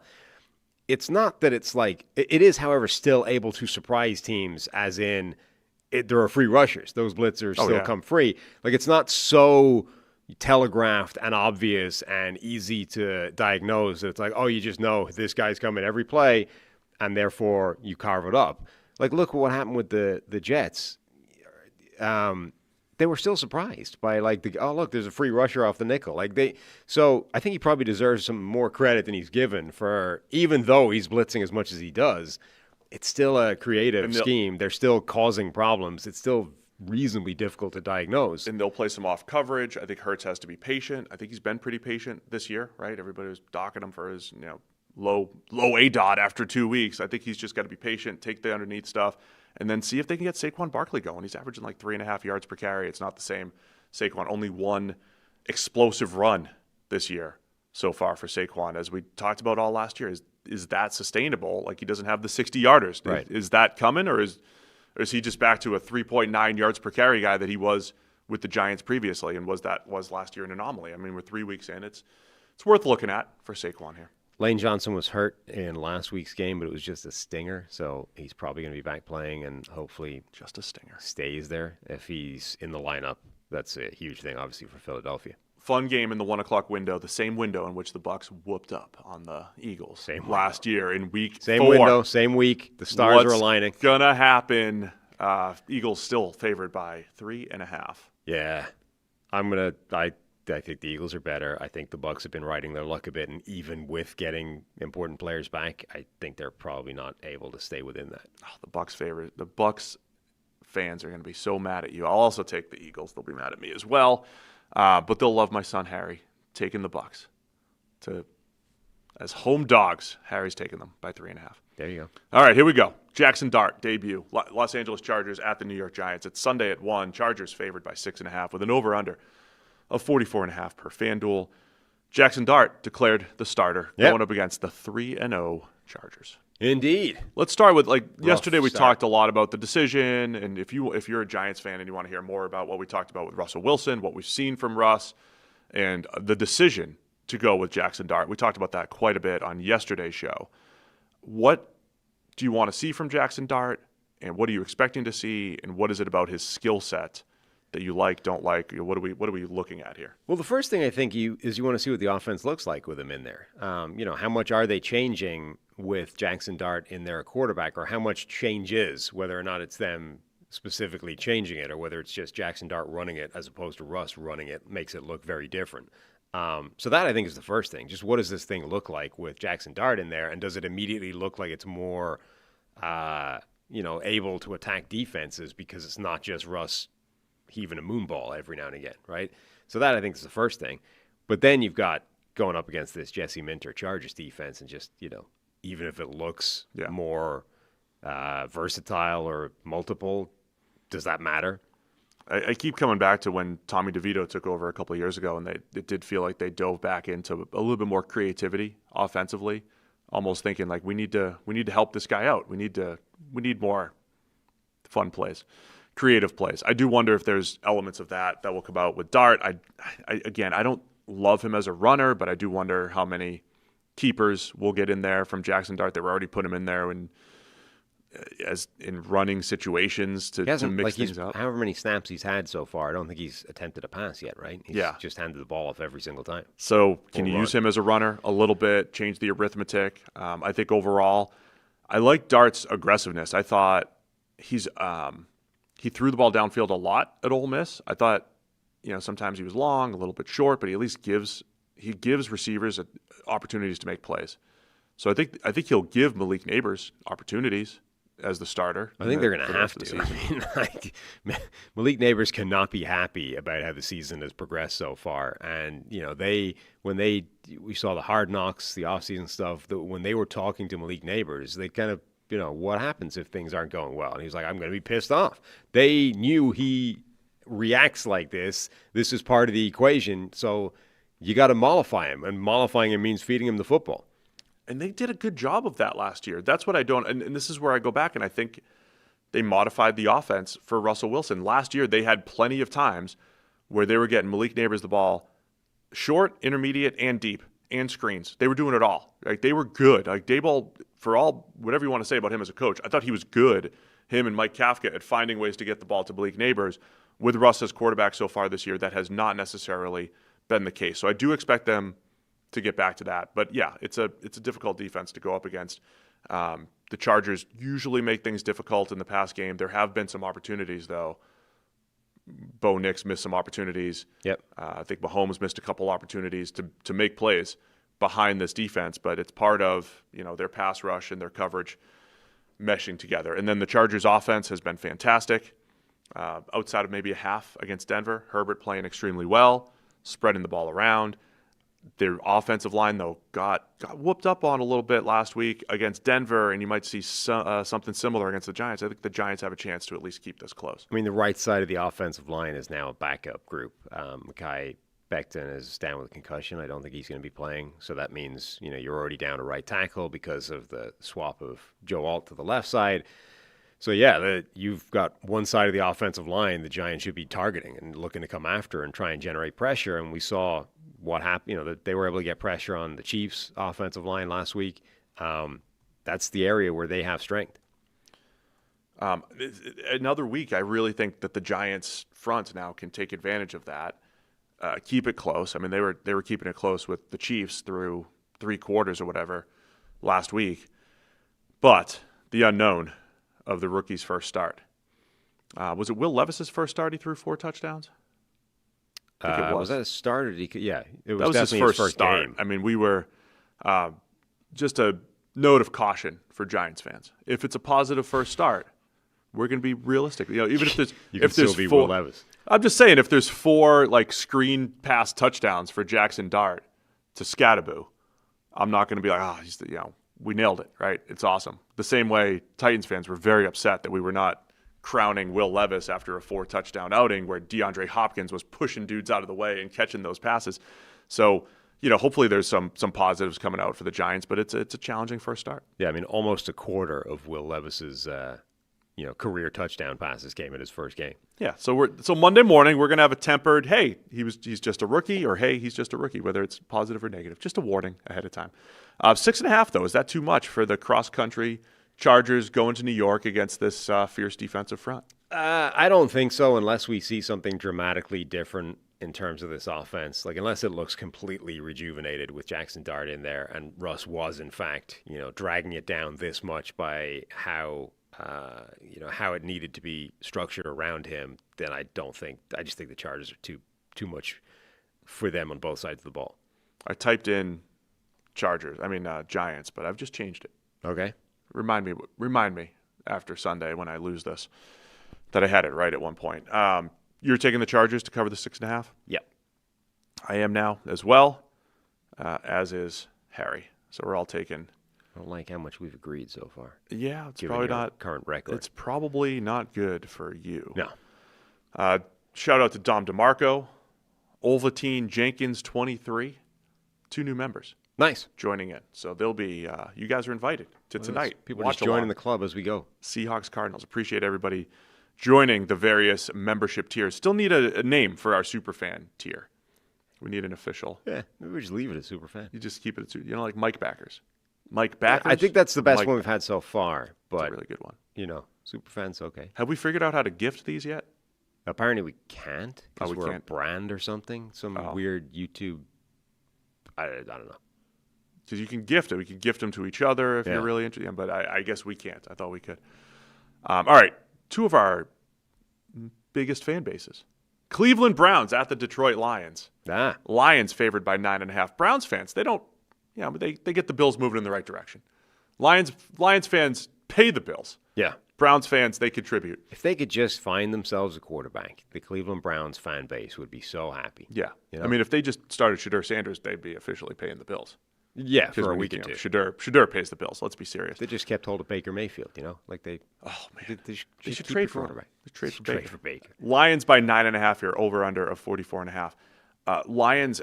It's a fascinating matchup because we've been raving about this Cleveland defense. They're allowing 204 yards per game through 3 weeks here. The next closest team's at like 227, right? So they're well above anyone else in yards per game allowed. They got this 4-man rush, the best pass rush in the NFL. Everybody was talking about last year's Eagles Super Bowl. Oh, they didn't blitz Mahomes, the 4-man rush. That's what Cleveland's doing every single week right now. They're not blitzing, and they're getting pressure at a ridiculous rate. Like, it's the blueprint for defense right now, and Cleveland is executing it. It's just that their offense is just as bad as their defense is good. And then you have Detroit, which went up against one other elite defense in Green Bay in week 1 and didn't look great, but since then Detroit has been the old Lions, unstoppable these last 2 weeks against the Bears and the Ravens. So awesome matchup, and that side of the ball will be must-see TV. Lions offense against this Browns defense in the Dome. Yeah, in particular, remember when the Lions came out of that game and it was like they couldn't run the ball at all, and Jahmyr Gibbs had these weird stat lines and Montgomery didn't get anywhere. Now, what the hell happened? Was that this offensive line, the offense generally? The Browns are allowing 2.3 yards per run this year, which is half a yard lower than anybody else. The Browns. Yes. Are allowing, yeah. The Browns are allowing that. So this is another defense that could potentially take away that run game, that can really get after that offensive line that was so dominant this most recent week. And if they can, can the Lions offense just pass the ball, particularly against this defense, which has been pretty good against the pass as well. And another, the Browns are they're like 18th in points allowed because of short fields, defensive touchdowns, right? Points allowed as a stat it's just all points. They can come from anywhere, and turnovers from the Browns. I mean, there's various reasons for that, but the defense has been extremely stout. So love this matchup, and the front 4 of Detroit, right? If we're talking about, front 4 of Cleveland, if we're talking about Detroit beating up on the Ravens on Monday Night Football, well, can they do it a week later against the Browns, and how well they've played? Well, it's a fascinating thing because in just 3 games this year, you've got one game where the Detroit offensive line looked like a problem and was going to be overmatched multiple times this season, and then you've got another game where they absolutely went and dominated the Ravens and crushed them and beat them up and bullied them and all those kinds of things, right? Like, where do they fit in that spectrum, or is it just dependent on opposition? The Browns have a defensive line that can make them struggle again, particularly, they have Myles Garrett. We talk about this every week. Myles Garrett is an alien.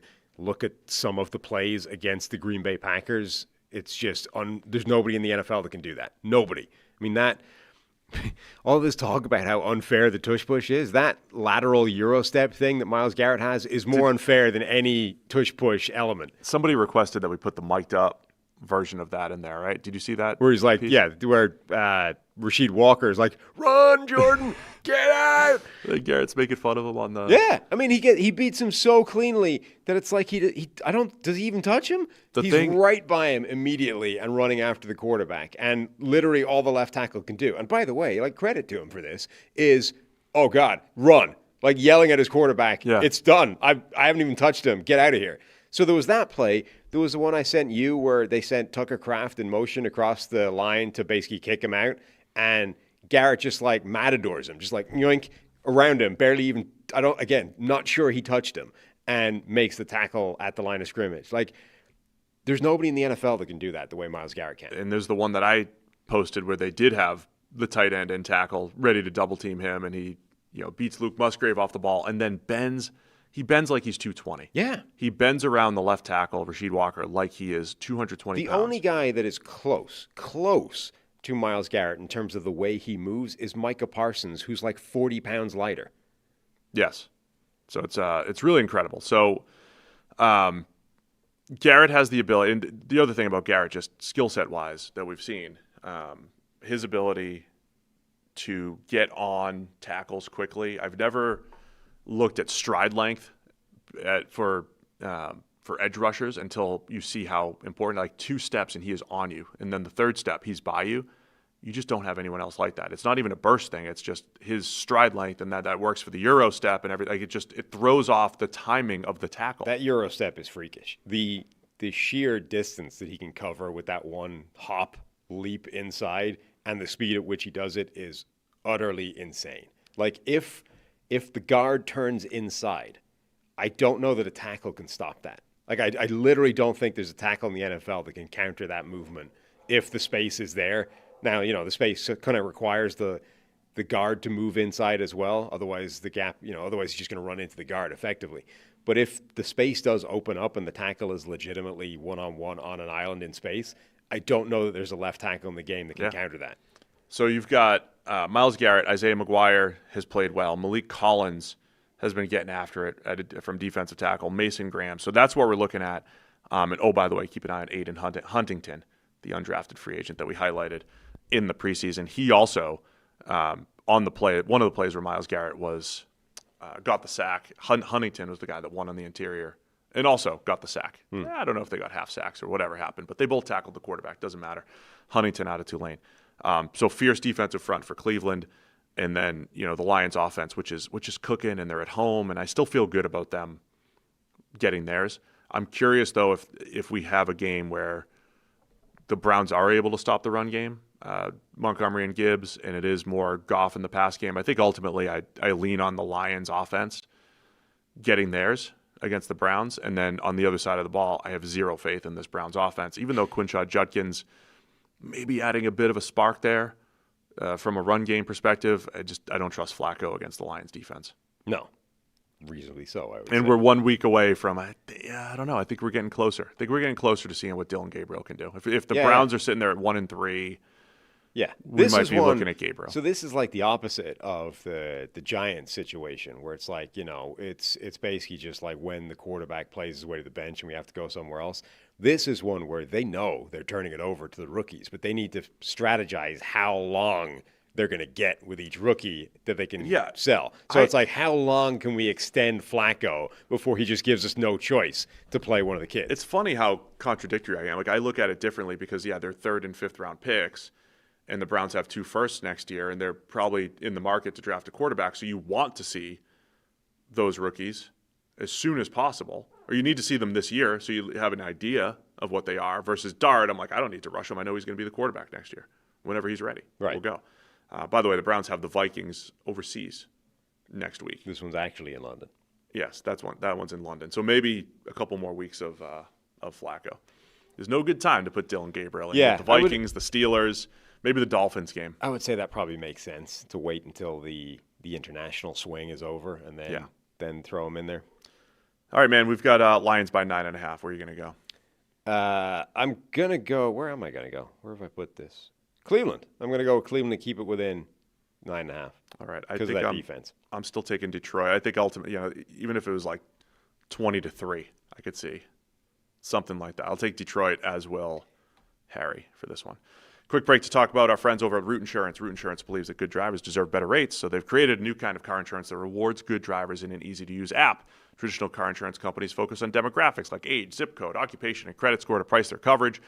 But when Root offers a rate, your behavior behind the wheel gets more weight than any other single factor. They don't use occupation or education level to negatively affect your rate. So, while you drive, Root gathers and analyzes data from your smartphone sensors, and after a few weeks, you'll get a car insurance quote based primarily on your driving. You can save up to 44% off your initial Root quote after you take the test drive. If you need a tow truck, jump start, or if you lock your keys in the car, Root will cover the help you need to get back on the road when you opt into roadside assistance. The Root app also makes it easy to edit your coverage, update your policy, or file a claim in just 3 minutes. You can get started today at Root.com. We halfway through the show? Sounds right. Man, I got to get to the Reds game. Let's go. Washington Commanders at the Atlanta Falcons. We're in a pennant race, you see? Yeah. Game behind in the wild card. 12:40 start. What is a pennant? Winning the league. The division? Like the conference? I mean, the pennant is winning the league, but it's just called a pennant race. It's like the drive to win the National League or the American League. Okay. But right now, they're trying to get the last wild card spot. Like the conference? Yeah. Oh, so you're not actually in a pennant race. You're just trying to... In a wild card race. Right. Game behind the Mets for the second wild card. Third wild card, whatever it is. Today's baseball. It's a big game. They blew it last night. Sure. Skeens last night. They couldn't hit them. Whatever. Commanders at the Falcons. Commanders by 1.5 here. Over under 45.5 per FanDuel. Yeah. I would say, you've got Washington, whose offenses look pretty good, but they're now pretty banged up. We don't know if Jaden Daniels is going to go yet. He says he's like it's a doctor's decision. I'm ready to go, but we've got to wait for the doctors to okay it. Terry McLaurin, probably not going to play. His thing went from like all of a sudden he's seen a specialist about a core muscle injury. That never sounds good, Who's that, Jaden? No, McLaurin. Oh, McLaurin. Yeah. Sorry. Yeah, that's a big loss. Yeah. 56-yarder last week. So I feel less good about Washington's offense if all their players are banged up. I hate when our friends hit a slump. Like Bobby last year and Zach. Zach's offense. Now, have you seen the Michael Penix heat maps, the passing charts? No. There's a big void. Big, huge hole in the middle of the field. Like if we were doing the stereotype would be if it was Kyler or Bryce Young or even a Baker or Russ, your shorter quarterbacks, and if they had one of these passing charts, you'd say, can't see. Too short, can't see. That's why little guys can't make it. They can't throw to the middle of the field. But it's Penix. Yeah. And it's one of those things Not like very short. Numbers are good to back up what you see on film. And when you watch Penix on film, it does feel like he just like rips it outside numbers. Like he just rips the ball outside the numbers all the time. That's how he played at Washington. That's how he plays with Drake London and Darnell Mooney. And then you see the plays where, you've got Kyle Pitts open over the middle of the field, who looks good, by the way. This is the Kyle Pitts breakout. Ironically. Everything else is bad, but Kyle Pitts looks pretty good. This is the year.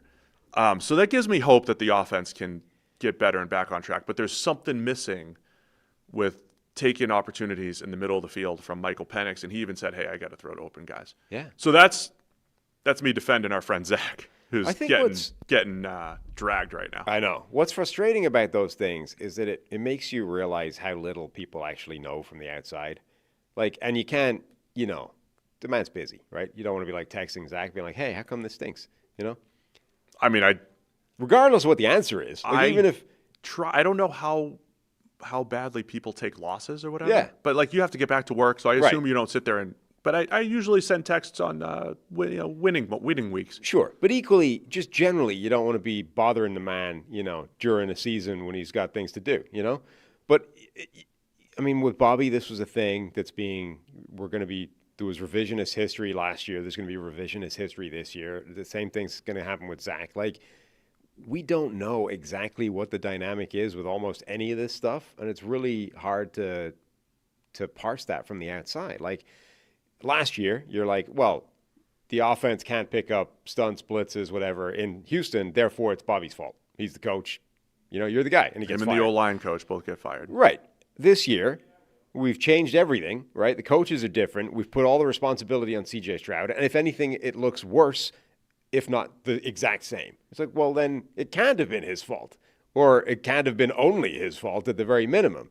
So, I saw somebody tweeting out this sort of thing of, like, here's 8 different stats that the Atlanta Falcons offense has that are, like, kind of outliers relative to the, like, league norms, Like, they're really low on play action rate. They do everything out of pistol, blah, blah. It's like, here's just some numbers. And like, well, I think they have the lowest play action rate. That's the part that's confusing. I don't understand. My point being, generally, it's like, here's just 8 stats where they're outliers. And then it's like, it's almost like presented without comment, but the inferred comment is all of these things are bad and it's all Zach's fault. Yeah. It's like, but do you even know if any of that is a problem? Like, those are just 8 outlier numbers, but why? Right? Number one, why are they outlier numbers? Number 2, is that good or bad for this particular high pistol offense? usage. There might be some under center tells, and their low play action usage. Those are the types of things that are coming up. Yeah. But it's like, I don't know how much of that is A, an issue, and B, his fault. I do wonder how much the offensive line issues, not having your right tackle, Elijah Wilkinson now, stepping in there as their third string basically. But things are off for Atlanta's offense. Even when they almost beat the Bucs in week 1 and they dominated the Vikings in week 2, but week 3 was bad. And all this, by the way, is not to say it's not Zach's fault. I don't know.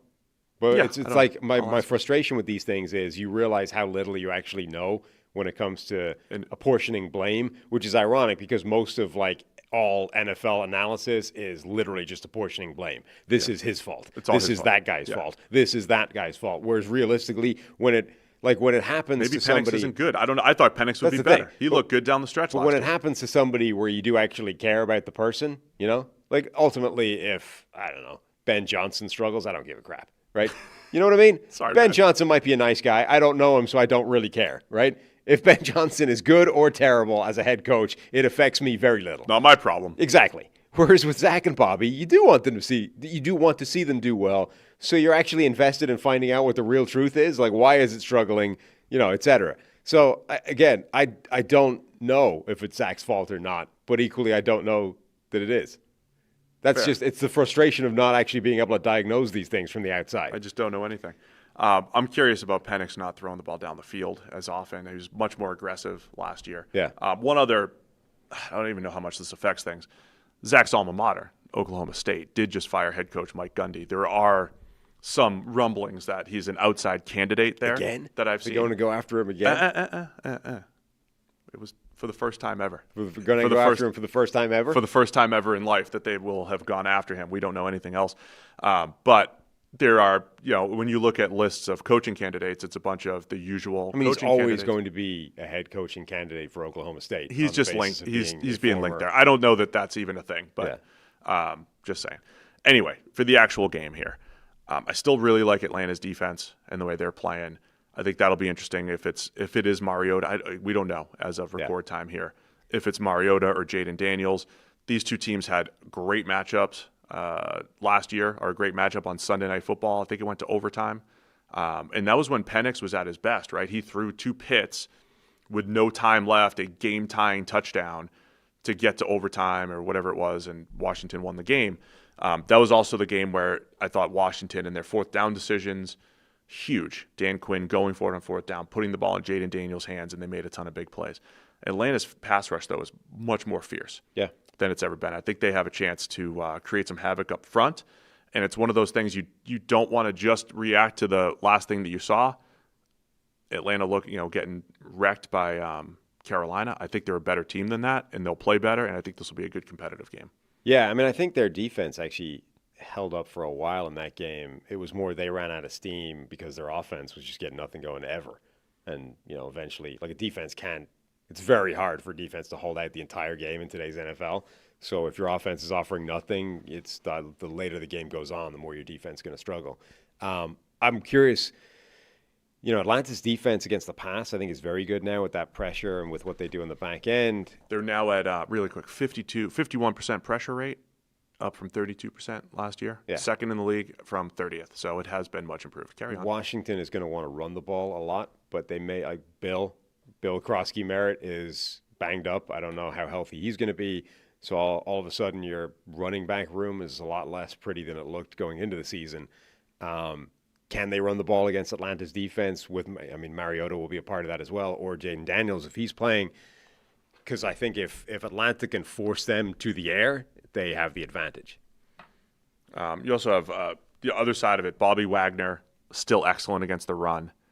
And leading the league in stops, I think. Yeah, leading the league in solo tackles against the run with 17 without a missed tackle, according to our 33rd team. He's always been one notes. of the best tacklers in the game. So good. And so just something else to keep an eye on, Atlanta's run game. Bobby Wagner, defense. The Commanders tend to play with a little bit lighter box, put a lot of pressure on Wagner, so him and Bijan, keys to this game. The two leaders in defensive stops, according to NFL Pro, are Bobby Wagner and Demario Davis. Are they each 36 They're combined years old 80 or whatever? years old. They're probably 80. Yeah. 80's a bit much. It's like they have the same combined age as Check the Mic. I think Bobby Wagner's still only 35. So they're 35 and 36 years old, and they're the two linebackers. As old as they are, they're like 8 years after our draft class. Just saying. Yeah. Both of them. Great. All right, man. Washington by 1.5 here. I am going Washington. I got Atlanta bouncing back. As home underdogs, Harry's going to take Washington. Is that a without pick for you? Do you want to change that if Jaden Daniels plays versus Mariota? No, I think if Jaden Daniels plays, it's definitely Washington. Even if he doesn't, I think I'm still leaning that way. Okay, so you're Washington even with Mariota. Okay. Yeah. Carolina Panthers at the New England Patriots. Patriots favored by 5.5 here. 2 1-2 teams, over under 43.5 in New England. I think we had Panthers-Patriots in Week 4 back in 2017, maybe. Cam Newton against Tom Brady. This one's Bryce Young and Drake May. Number 1 pick and a number 3 pick overall.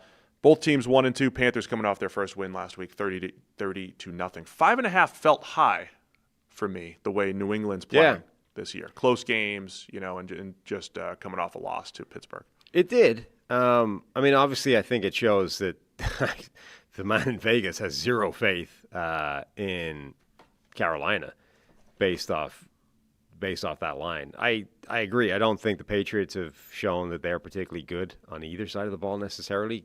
Carolina shouldn't have been as bad as they had been the first couple of weeks. I think them being forced to use their younger players on defense is actually a really good thing for them because they may be the better players they have anyway. So, yeah, I'm kind of intrigued by this game. A couple rookie storylines here. Teterow and McMillan did not practice yesterday with a calf injury. Every time I hear calf, I'm like, calf, but those end up being more serious than they're in like this hamstring world of annoying now. So it's something to keep an eye on. Not having him. He is leading all rookies in targets, intermediate targets, and then 10.7 yards per play on intermediate. That's what New England allows. They're 24th. Like there is this opportunity for McMillan to have a huge game here. And then on the other side, I'm expecting more Travion Henderson from New England in the run game with Ramondre Stevenson, his fumble issues. After last week. So Henderson I saw the rushing yards over expected chart where he's really low. I went back and watched all Henderson's carries just to get an eye for what he's doing. It reminds me a little bit of Saquon Barkley, where I think Henderson does a pretty good job of getting what's there. Yeah. But a lot of his production comes from big plays, and he hasn't really had big play opportunities just yet. I think the perimeter blocking in New England is what has failed him to this point. But I like Henderson overall as a runner. He's only forced 2 missed tackles, so it hasn't been dynamic yet. But I think, Carolina allowed a, big long run to Travis Etienne in week 1, like 1 missed gap. He's one of those, if you miss 1 gap, just like with Saquon, you have 1 bad run fit, and he could take it 50+. And I think Henderson has those in him. I was going to bring up Etienne as a player for him because I don't think that Henderson's ever been particularly good at generating his own yardage, but I think but he's explosive. And like Etienne, if you have a gap somewhere, if you have some room to run, he's got the kind of speed and explosiveness that can gain huge on those plays. And I don't think it matters at the moment. Like they basically, Ramondre Stevenson has fumbled his way to the bench. You basically have to turn it over to Henderson for a bit and see what happens. And, like people, he had a couple of bad pass blocking reps in there as well. And people are like, you can't put him on the field because of this, right? That was his strength coming out of college. He was one of the best pass blocking blitz pickup backs that people can remember coming into the league in years. Did that disappear overnight because of a couple of bad reps? Or do you just say, look, it's growing pains for everybody. Everyone has a bad rep on tape somewhere. Let's assume he didn't become garbage at that overnight. The pass protection thing for running backs, though, it's less about physical ability and more about mental ability. Right. It's about knowing who to block and then stepping up with the confidence to make the block. Which, again, he was pretty good at in college. Yes. But again, even if there's a play where he got the wrong guy, right, do you assume that, well, he's terrible at that now, so we can't play him? Or do you say, look, everyone misses an assignment every now and again. Ideally, you don't, but it does. Let's not use that as the reason to keep him off the field when the guy ahead of him is fumbling the ball every 6 carries. There's a call in New England for not just Travion Henderson as a rookie to get more opportunities, but at receiver where Demario Douglas has some ridiculously low yards per target number. Afton Chisholm, who had a really nice preseason, and Kyle Williams, who looked good. Like there's a call for, hey, let's go. Yeah. Get the youth going. And this could be a week where they try to get a bit of a spark here. I really think I don't love Carolina's linebackers. I think there's holes in the middle of their pass coverage, the middle of the field. That's where Josh McDaniels in New England likes to attack. That's where Drake May attacks. I think there are some favorable matchups here for the Patriots against Carolina. And then on the other side of the ball, New England's defense, it's the Milton Williams Bowl here, the last 2 teams. That were this was a fascinating offseason case study where team that got him and the team that thought they had him. It's the last 2 teams, bidding for Milton Williams, who has been extremely disruptive so far, as has Christian Barmore next to him. New England's defensive front has been really good. They've just gotten beaten on the back end. That's why they lost last week to Pittsburgh. Giving up way too much room to Calvin Austin on a game-winning touchdown. So if New England can get their secondary playing, a little bit better, I think they have the defensive front to cause some problems. Yeah, no, I think that's true. I think both defense will be interesting to watch because of that. I hope that the Panthers persist with playing the young guys, the rookies, Princely Umanmielen and Nick Scorton. I think both those guys have flashed already, and being forced into the lineup more would be beneficial to them. And then the Patriots, that defensive front with the defensive tackles in particular, they can cause real problems. And then to oversimplify things, Bryce Young, I think, has been okay. It's the turnovers that have been the huge issue. Like if you take away his turnovers, he's played well. Is that fair? They all count. 3 interceptions, multiple fumbles. But when he's taking care of the ball, the offense has been a little bit better, maybe a little bit too Teterow and McMillan heavy. And so that injury, I think, is a huge part of this game. If they don't have McMillan, it's really tough to say, hey, who's the go-to I think guy? Forget about it. That would explain the line. If they don't have him, I think that would be reasonable. And even knowing that, non-quarterback injuries don't tend to move the line that much, I would expect if they don't have McMillan, this is no shot. It's still a pretty pedestrian stat line for Bryce Young, 5.3 yards per attempt. Yeah. That's worse than his rookie season, by the way. 4 touchdowns, 3 picks. This is the thing. Like, he's not productive enough to overcome big mistakes. So if he's going to have us turnover in there, forget it. Yes. So, if they could take care of the ball, Carolina, maybe they got a shot. 5.5 felt high until I talked through it, and I think New England. I think New England's close, right? Like you can paint the picture either way. They should have scored 2 touchdowns if they didn't fumble it and have a tip pass interception. That's their fault to a point. The tip pass is kind of unlucky. It's their fault to a point, but I think, play for play, they're a better team than they've showed, and that's probably why they're favored by 5.5. This is a without for me, which is particularly unfortunate because I'm going to be doing things right up until kickoff and I'll forget. But if McMillan doesn't play in this game, I want New England covering this. If he does, I want Carolina. I kind of want to do the same thing. Can I do the same thing? Sure, as long as you remember and remind me, because I'll forget, definitely. I will 100% forget this weekend.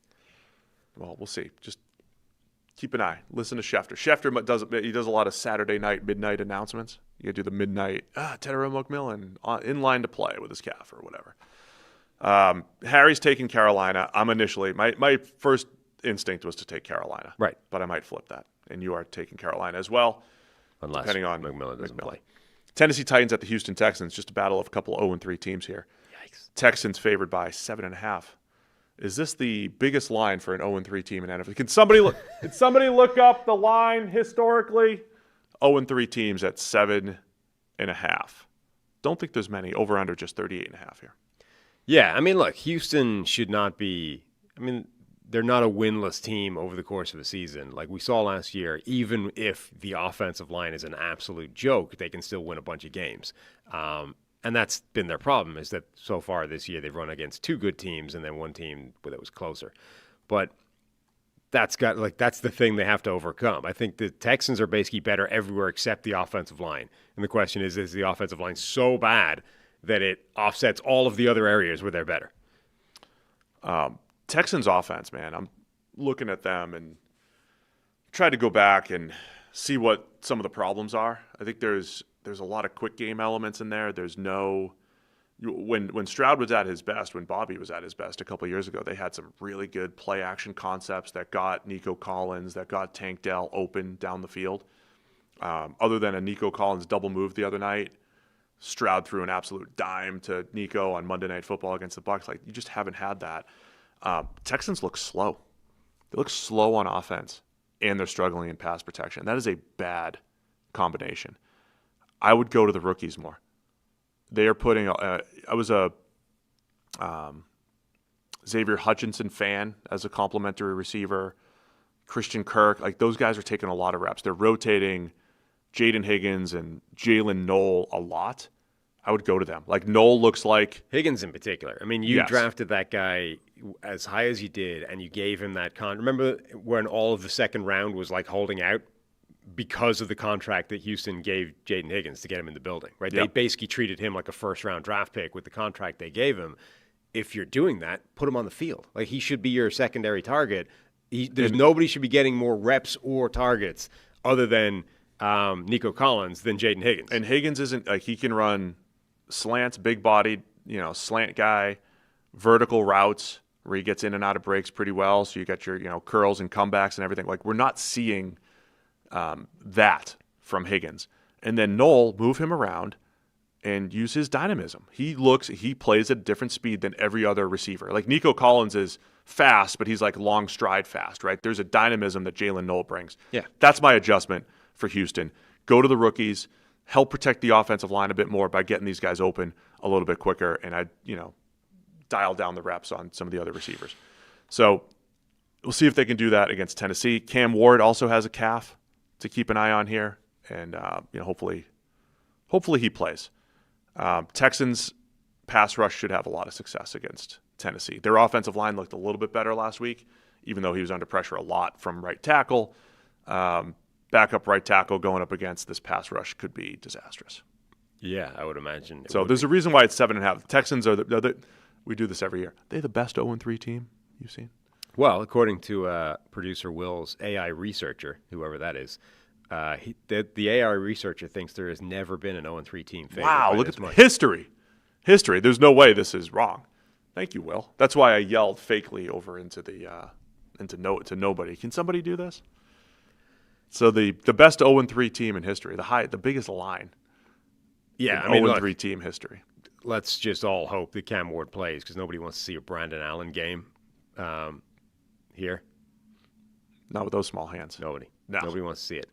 Yeah, look, I mean, unless Tennessee can really get after that offensive line and just shut it down completely, the Texans are better everywhere. Yes. So this is one of those, I throw the records out the window.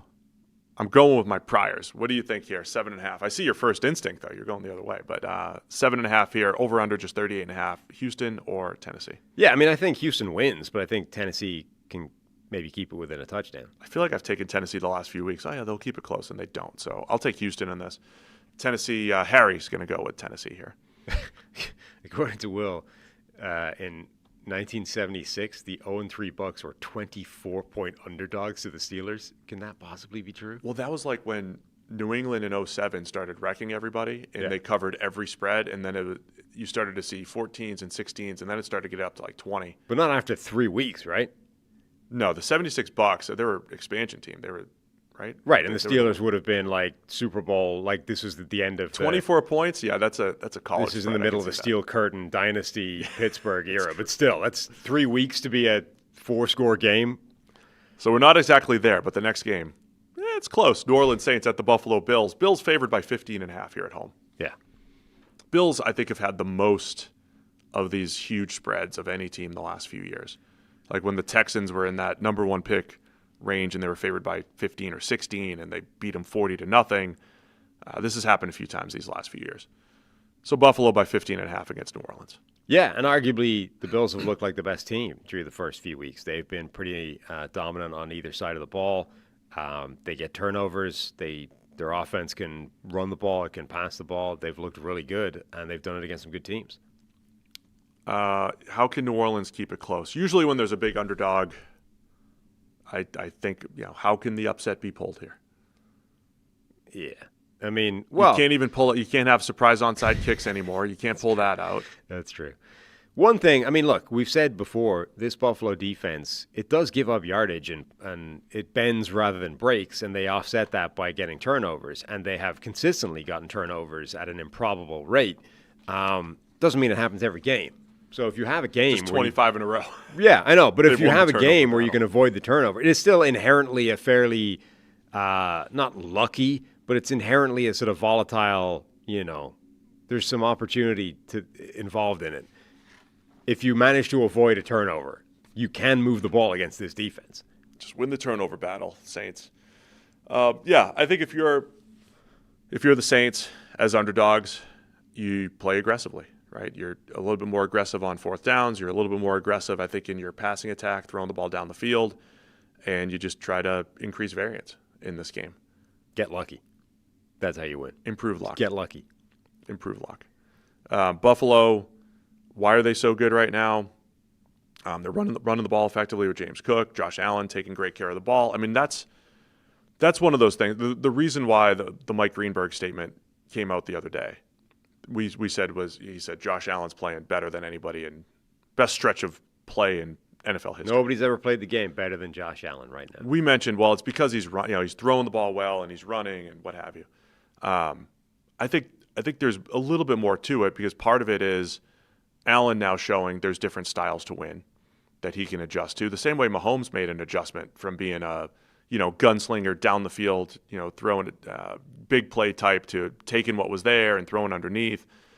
Allen now is doing that, throwing underneath. Bills fans like, when are we going to throw down the field? It's like you're still putting up over 30 points a game, right? But it's there. It's not like Allen can't throw the ball down the field. When it's there, he'll take it. When it's there, he'll use it. When it's there, against Kansas City and Baltimore again or in the playoffs, like you'll take those chances when you need to. If you don't need to, you don't need to. Allen also going from wild decision maker to also being able to just, I'll take this, I'll take that, I'll throw underneath, I'll take whatever's there. That is a huge development. Yeah. And so now you really have a well-rounded Josh Allen who, if you need to make a big comeback in week 1 and he's got to take some chances, he could do that. If you have to protect a lead, he could do that. If you need him to run, he could do that, and that's where he is right now. This is the thing, right? And this is, I think, what separates Lamar Jackson from Josh Allen right now is it is extremely difficult to generate any form of negative play for the Buffalo Bills offense right now.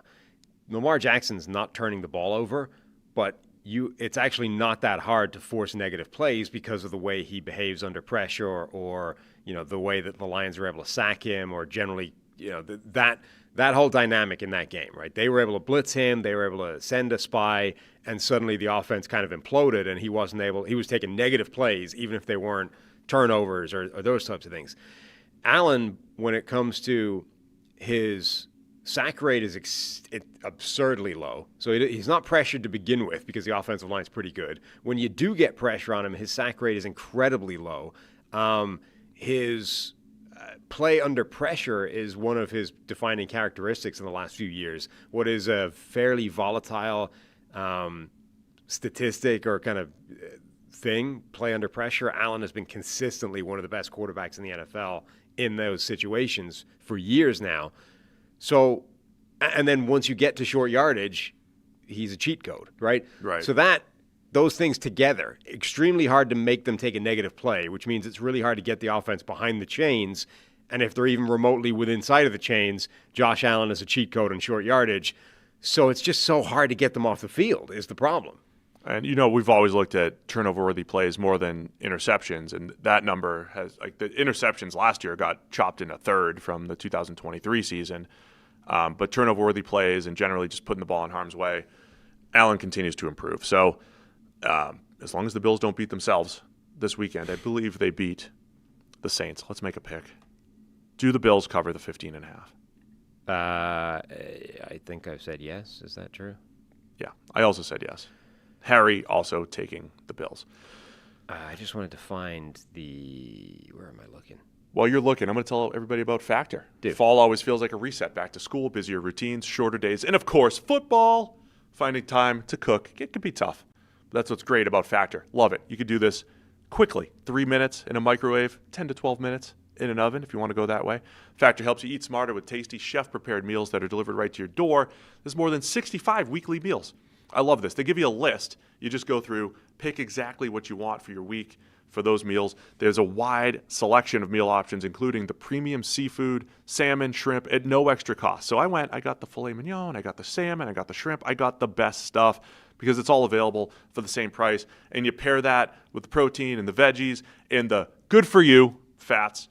Factor helps you support your wellness goals. 97% of customers say that Factor helped them live a healthier life, Sam. Absolutely. Good stuff. 3 minutes in the microwave. Tastes good. Easy to make. Healthy. What more could you want? I love it. It's good just to get your week planned out, get all your meals ready to go, and it's fast and easy and perfect for the fall. So you can eat smart at factormeals.com/CTM50off and use code CTM50off to get 50% off your first box plus free breakfast for 1 year.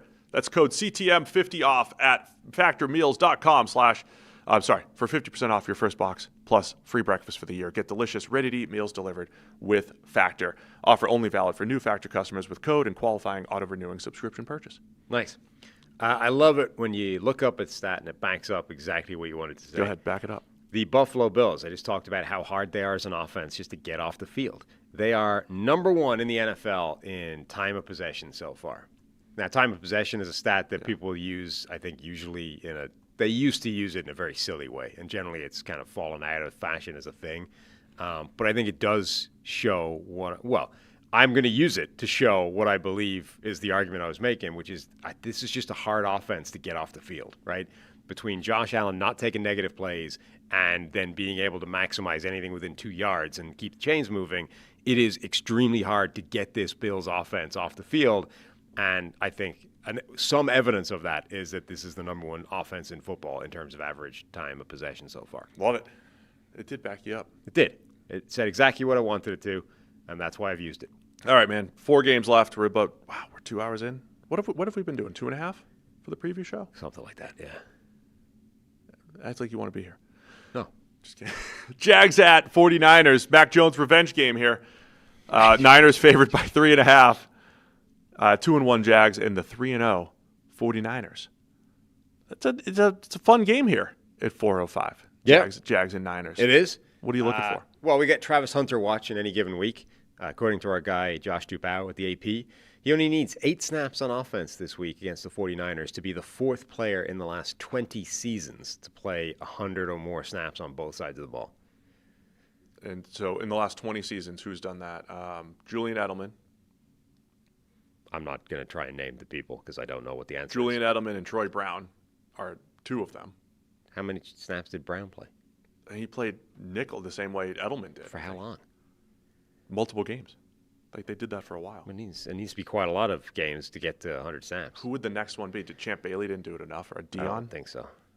Dion may have. Did Patrick Peterson play enough on offense? Probably not 100 snaps. Come on, Josh, let us. I don't know. Send us the names, This Josh. is stupid. I know you It's listen. a ridiculous exercise to be speculating when we don't know the answer. That's my guess. It's like it's like the Aflac trivia question. Maybe you need the answer. Well, Josh listens to all 8 hours of our content every week, so he's gonna. We're just like rambling, saying names. He's and gonna like, DM us the answers that we'll give to you maybe tonight. Tonight on the watch along, tune in for the answer to the 4 players that have played at least 100 snaps. Are you DMing him right now? No. Okay. What else are you looking for in this? Can the Jags offense actually get on track here? And then the Niners pass rush with no Nick Bosa. There's some good matchups in this one, but the Brian Thomas Jr. connection with Trevor Lawrence. I'm in the two things are true world. Two things are true. As I've said earlier in the show, hours ago, the golden age of data out there. Golden age. The golden age. There's you have 7 different drop rates to look at. There's 7 different EPAs. There's 10 different EPAs added and subtracted because of drops and so there's data out there that Trevor Lawrence is being let down by his receivers. Well, this is true. The world. That's true. Yes. Also true. I don't think Trevor Lawrence is playing that well. Yeah. See, this is the world at the moment, is that information has never been easier to access, right? All information. It's never been easier to acquire knowledge, and yet the use of knowledge has never been more reckless and incompetent than it is right now. So, yes, the reasonable analysis of this situation is that almost all of it is not good, right? Brian Thomas Jr. had a game where he didn't seem to want to be involved at all and let Trevor Lawrence down left, right, and center. It's also fair to say that during their careers, respectively, Trevor Lawrence has let down Brian Thomas Jr. a lot more than the reverse is true. And I think both is true. That the Jags drop rate is pretty high, which is letting down Trevor Lawrence. Trevor Lawrence is also not playing particularly well. There's also a third, door number 3. What? Is that drop rate is also actually kind of influenced by a quarterback's ball location. A little bit.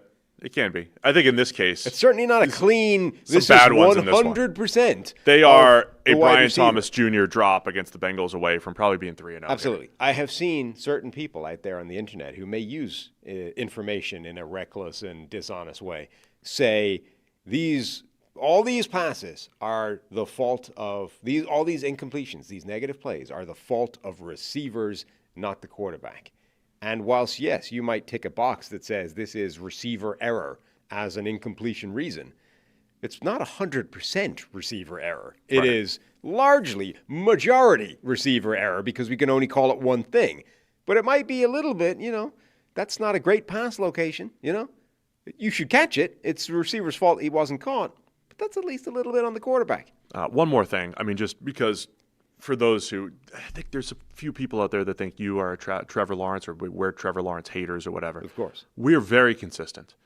2023, I believe it was, where Lawrence, I thought, played well for some serious stretches before he got injured, and he was really let down by his receivers. Now, you could also say, hey, these passes that could have, would have, should have been hauled in, a little off or a little late, but we were generally saying in 2023, I believe it was, Lawrence is playing way better than his numbers. He's got all these passes dropped in and around the end zone. He's got this bad interception luck, whatever it was. It's not as simple as there's a lot of drops, therefore the guy's better. Right now, there's a lot of drops, and I think he could be playing better. So it's really, I like to isolate the quarterback's play and see what he's doing. In previous years, I thought he was absolutely let down by his receivers and was playing well. Right now, there's something just off about this offense. Yeah, and it is the whole offense. So this is the problem, right? I don't think Trevor Lawrence is playing particularly well. Brian Thomas Jr., as we just mentioned, has had at least one game where he just seemed completely disinterested, and that's a weird dynamic. Travis Hunter has been trapped in this weird world of you're a slot guy only, effectively, even though he didn't do that in college. And Liam Cohen is saying this is where he's playing this year. He's playing, yeah. We're not moving him around. De'Ami Brown, rather, is hurt. Parker Washington is the guy that's going to be taking his snaps. It's not going to be Travis Hunter steps into a different role.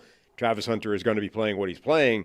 So we're just in this world now where the only thing really going well for the Jags offense is the run game looks pretty good. They do. They're creating some explosive plays there. Travis Etienne, Bashal Tutin, they've got some big playability in the run game.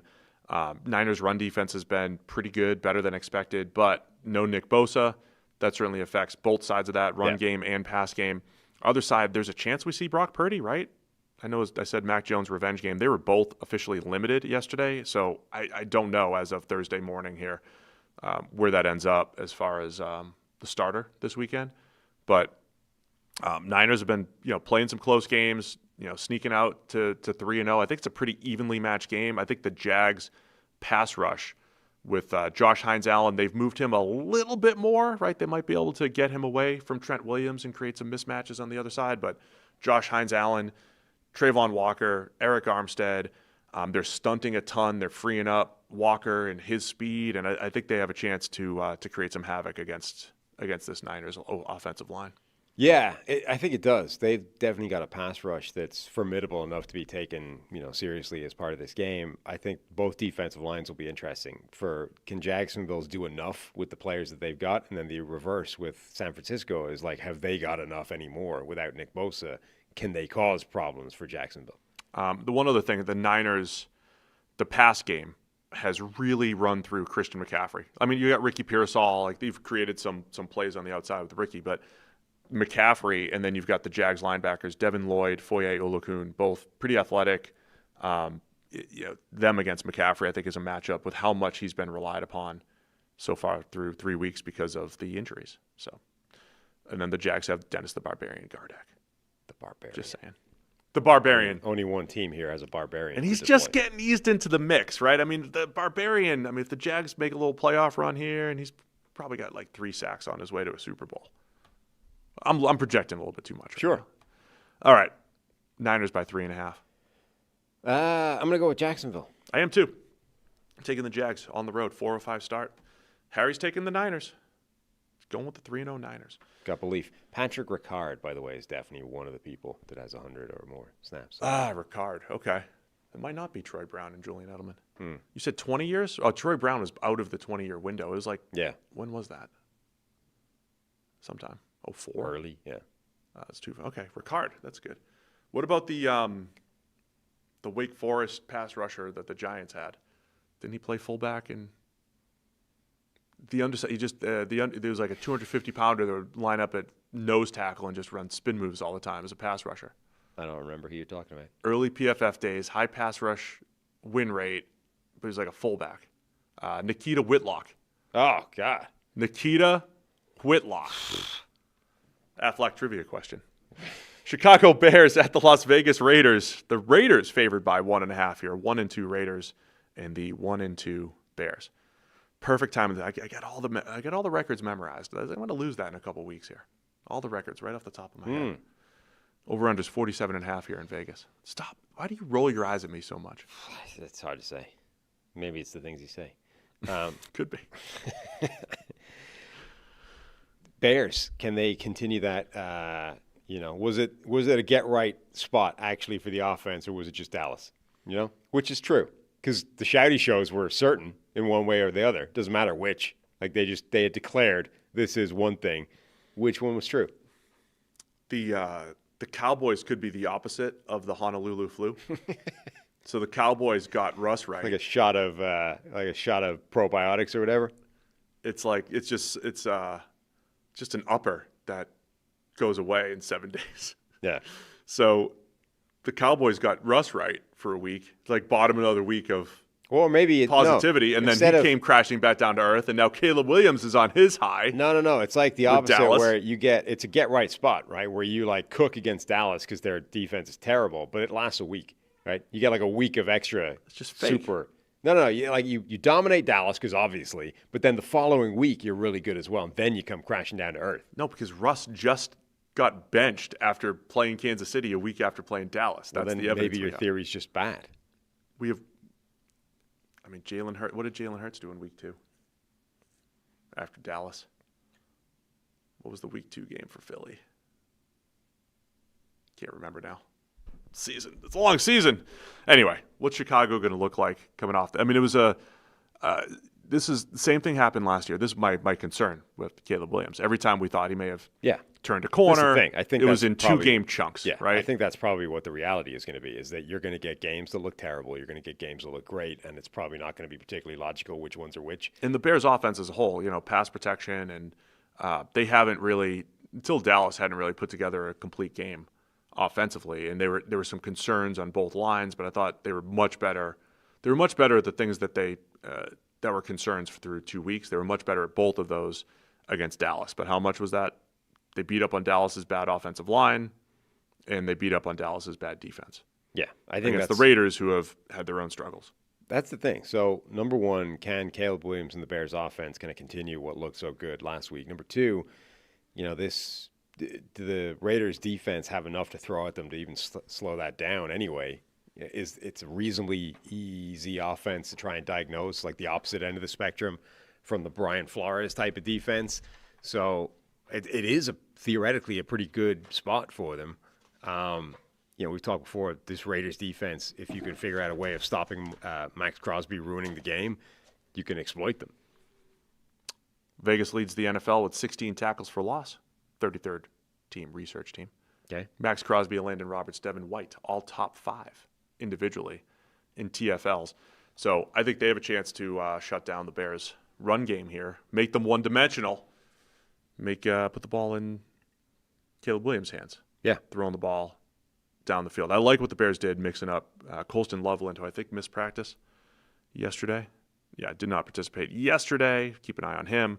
But yeah, getting Luther Burden involved, I think that needs to continue to ramp up. There's a lot of teams getting the rookies involved, I think, make a lot of sense. The Texans, the Patriots, and now the Bears getting the rookies involved as much as possible. Well, it's hard to know how much of that is sort of priors and how much of it is a serious, like, this guy does look good, and there's no particular reason why he can't jump higher on the depth chart because you have an obvious, need at this spot. Why are we not putting the guy in more?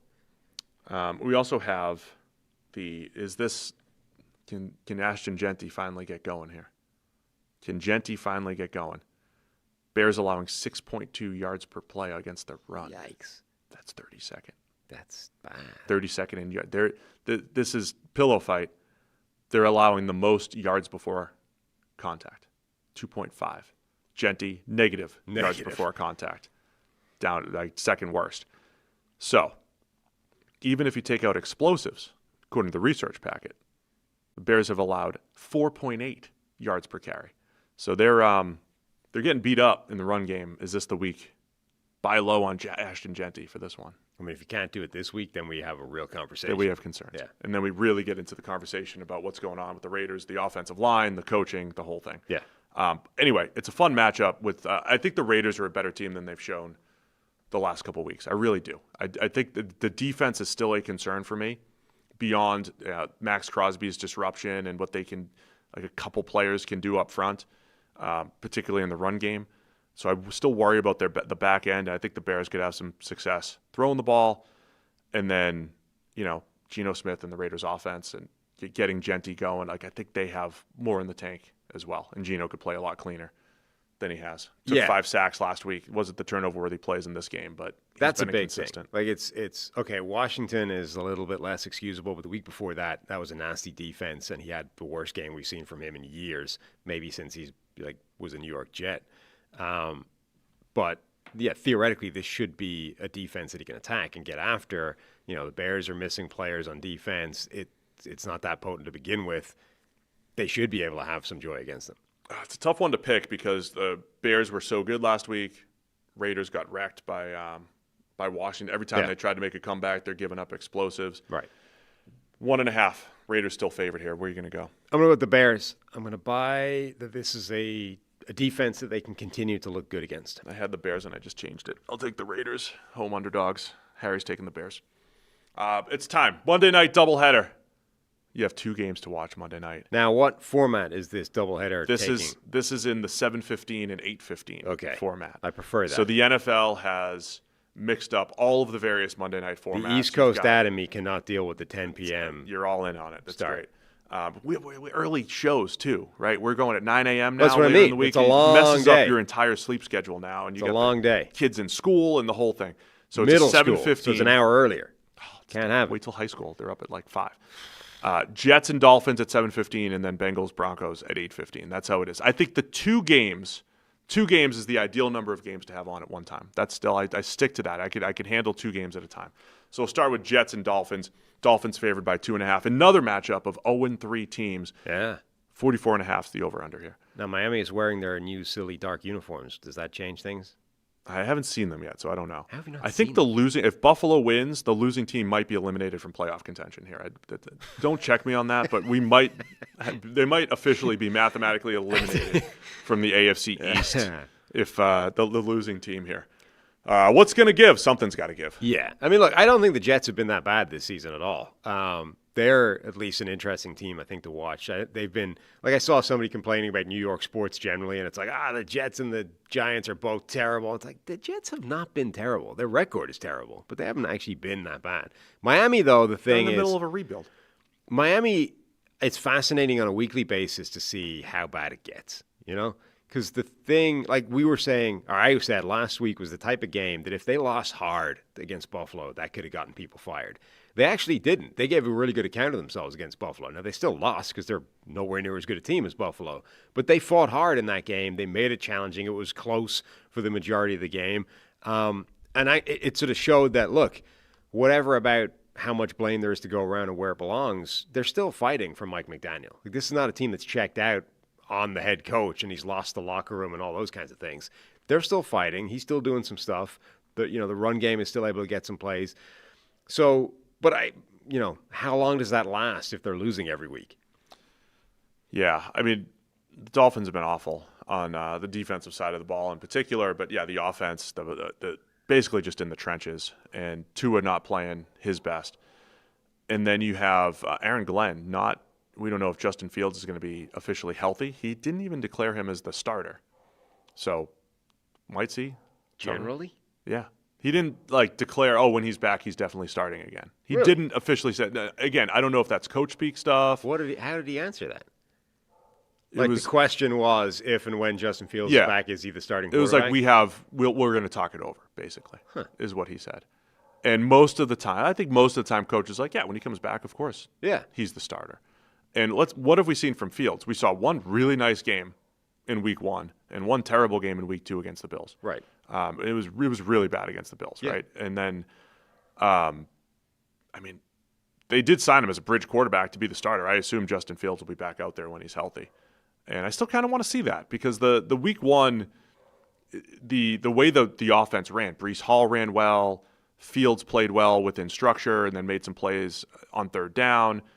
I mean, that's the ceiling for the Jets, and it was pretty high in week 1. Sure. I was still expecting more of this is a team that's going to score 18, 20 points a game and grind it out and run, and I still think that is possible. But Justin Fields' legs are huge to open up Breece Hall and what this team can do. So I would still expect him to be the guy, and I think with Miami, they have an opportunity here against the Jets secondary to make some plays with their receivers. So I think something's going to give, and I'm kind of leaning Miami has a chance to get out of their funk against the Jets the way their defense is constructed. Now, I believe Will has a picture of these uniforms that you can see if that affects your This opinion. will affect my pick.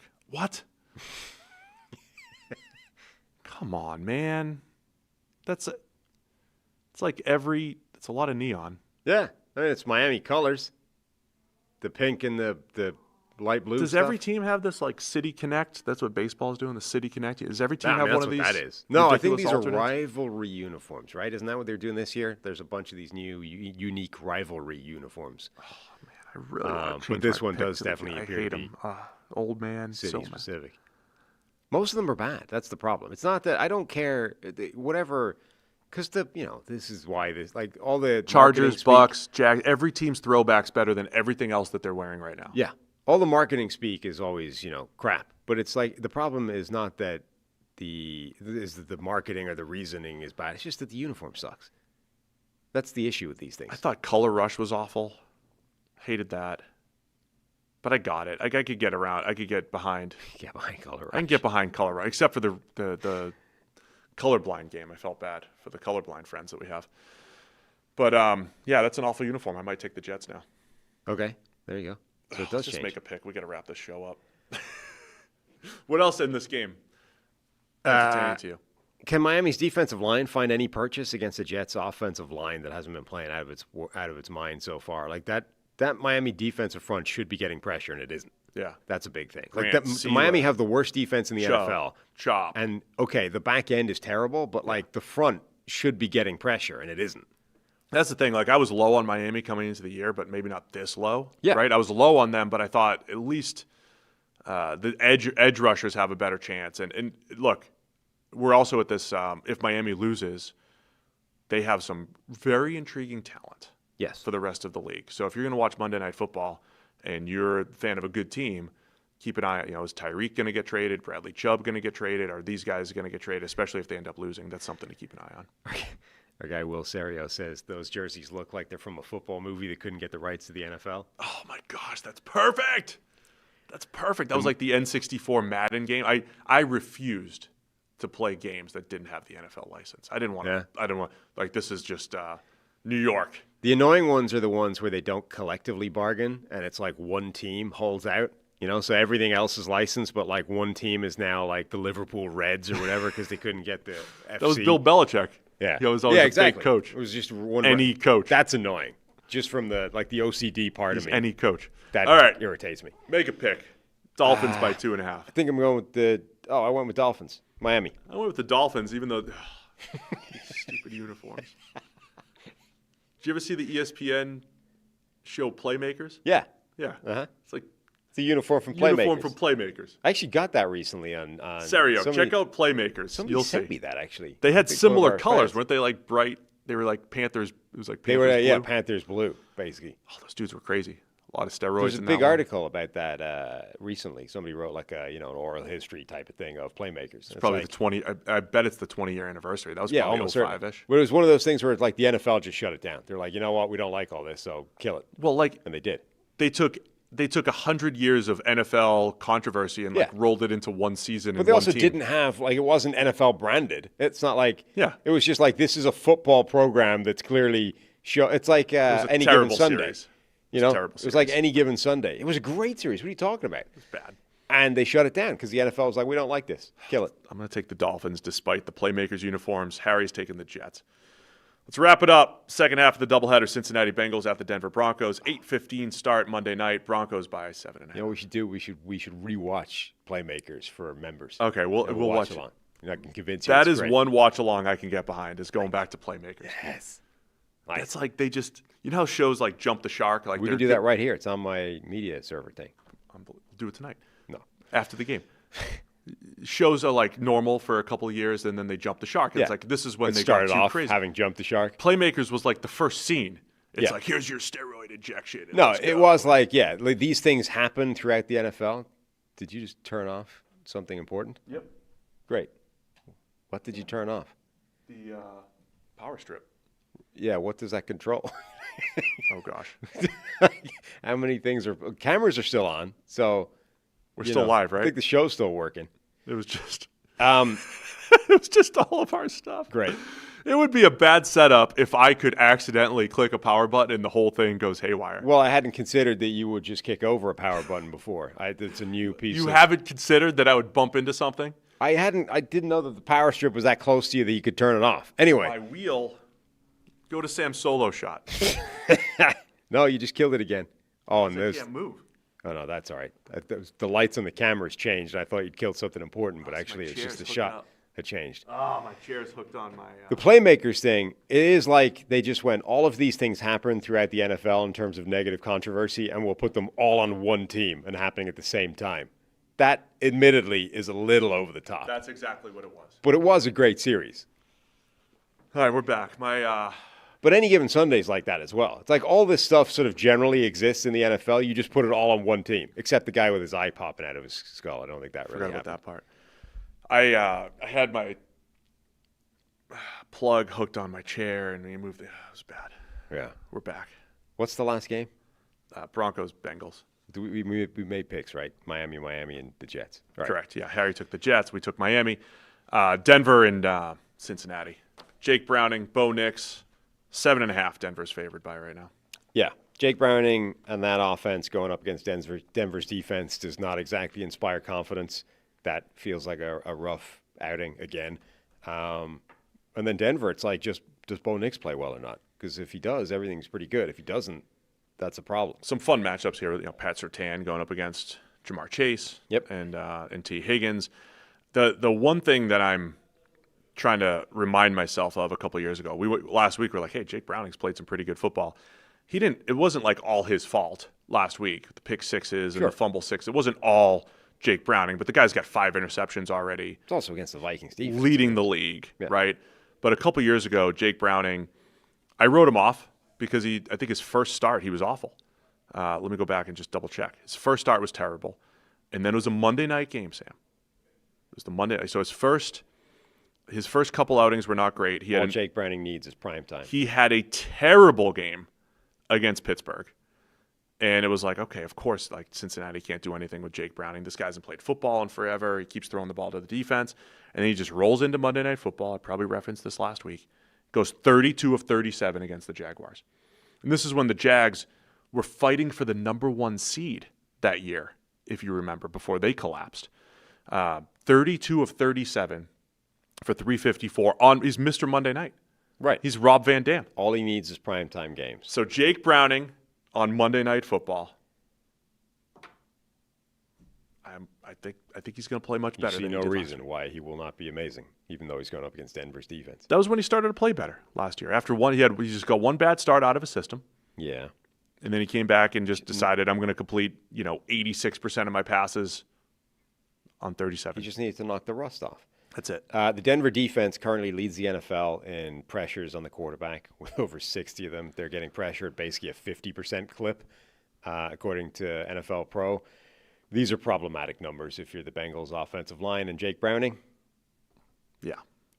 I would be concerned there. Even though we say, hey, Browning gets rid of the ball quicker, that should help. Like, yeah, it should. Nick Bonito going up against those gargantuan mammoth offensive tackles for the Bengals feels like I don't know what's happened. Like, pressure. We were big Orlando Brown defenders for years, right? Like he had this terrible workout, but it was actually impressive that he pass protected well in the Ravens system and in the Chiefs system. Yeah. I know Chiefs fans didn't love Orlando Brown either, but I think a lot of that was Mahomes drops to 10 and 11 yards, and it looks bad, but it's not always on the tackle. I mean, he was never elite, but he was pretty solid. But he was a good, solid left. He has not been nearly as good with Cincinnati these last couple of years. Theoretically, with easier quarterbacks to pass protect for. I don't know. It's from a depth of drop perspective. Yeah, but with Burrow. I would say because rushers against Lamar and Mahomes have to be a little bit more tentative. Yes. So maybe that's exactly what so helped Lamar him. in particular, I think that's not necessarily true because of how Lamar changes the rushes. Mahomes as well, and he's very good at understanding. Like he doesn't drop. He's not unaware when he's dropping to 11 yards, right? Like some quarterbacks drop to 11 yards. Oh, no, he's doing it by design. They haven't understood that they've dropped to 11 and you're screwing up the entire system. Mahomes drops to 11 and is very acutely aware that like he's doing that and undermining the leverage of his offensive tackle, and therefore it's on him at this point, right? And he understands how to get rid of it or move around so that's not a problem. Burrow, I think, is slightly different where he stresses an offensive line more than those other guys and is then just kind of trying to make plays in that pressure. Like it's not, there's no other side of it that's helping the tackle at the same time. Whereas I think the other two actually do with that. Yeah. So on one hand, you have Mr. Monday Night, Jake Browning. On the other hand, but you also have the Bengals offensive line and this Denver defense. I feel like the Bengals offense is going to struggle. I picked the Bengals because I think they're better than they showed. I also think Bo Nix is better than he's shown. Right, as bad as he's been these first few weeks, like he's played better football than that, and I expect him to at some point. But I'll take the Bengals to keep it within 7.5 here. Yeah, I also picked the Bengals, but only because the line is so big. It's a big line. I think they can keep it within a touchdown. Harry's taking Denver. No faith in the hometown Bengals. All right, man. Is that all 16 games? Hopefully. Always hopefully. It's been 7 hours of a show. Is this the longest preview? Didn't feel that. Got to get to the game. Going to the Reds. Go Reds. Playing the Pirates today. I missed Skeens last night. Yeah. Bummer. Unbelievable season again for Skeens. The Pirates still can't win. Anyway, I'll be back tonight with you. Watch along. I'm going to the Reds game, then coming to watch along Cardinals and Seahawks tonight. Continue to sign up for those memberships so you could join us tonight. We'll also go live right after with an instant reaction. Seahawks, Cardinals tonight. And let us know if some kind of Playmakers revisit is a good idea for a members video. And for the youngins out there, look it up. Look it up. Probably, I bet it was 20 years ago. It's got to be. Got it easy. Right? 04, 05, I would say.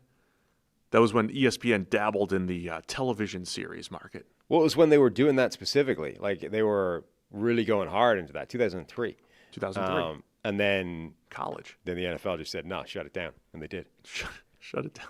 Stop showing everybody with all the painkillers. It's like they're popping painkillers like chiclets. Can't have that. Can't have that. That's not the NFL. It's not what we do. Even if it's accurate, we don't want it. We don't want that on TV. All right. Thanks to everybody for tuning in. We'll see you again tonight. Watch along, and then Monday morning with more. Check the mic, 7 a.m.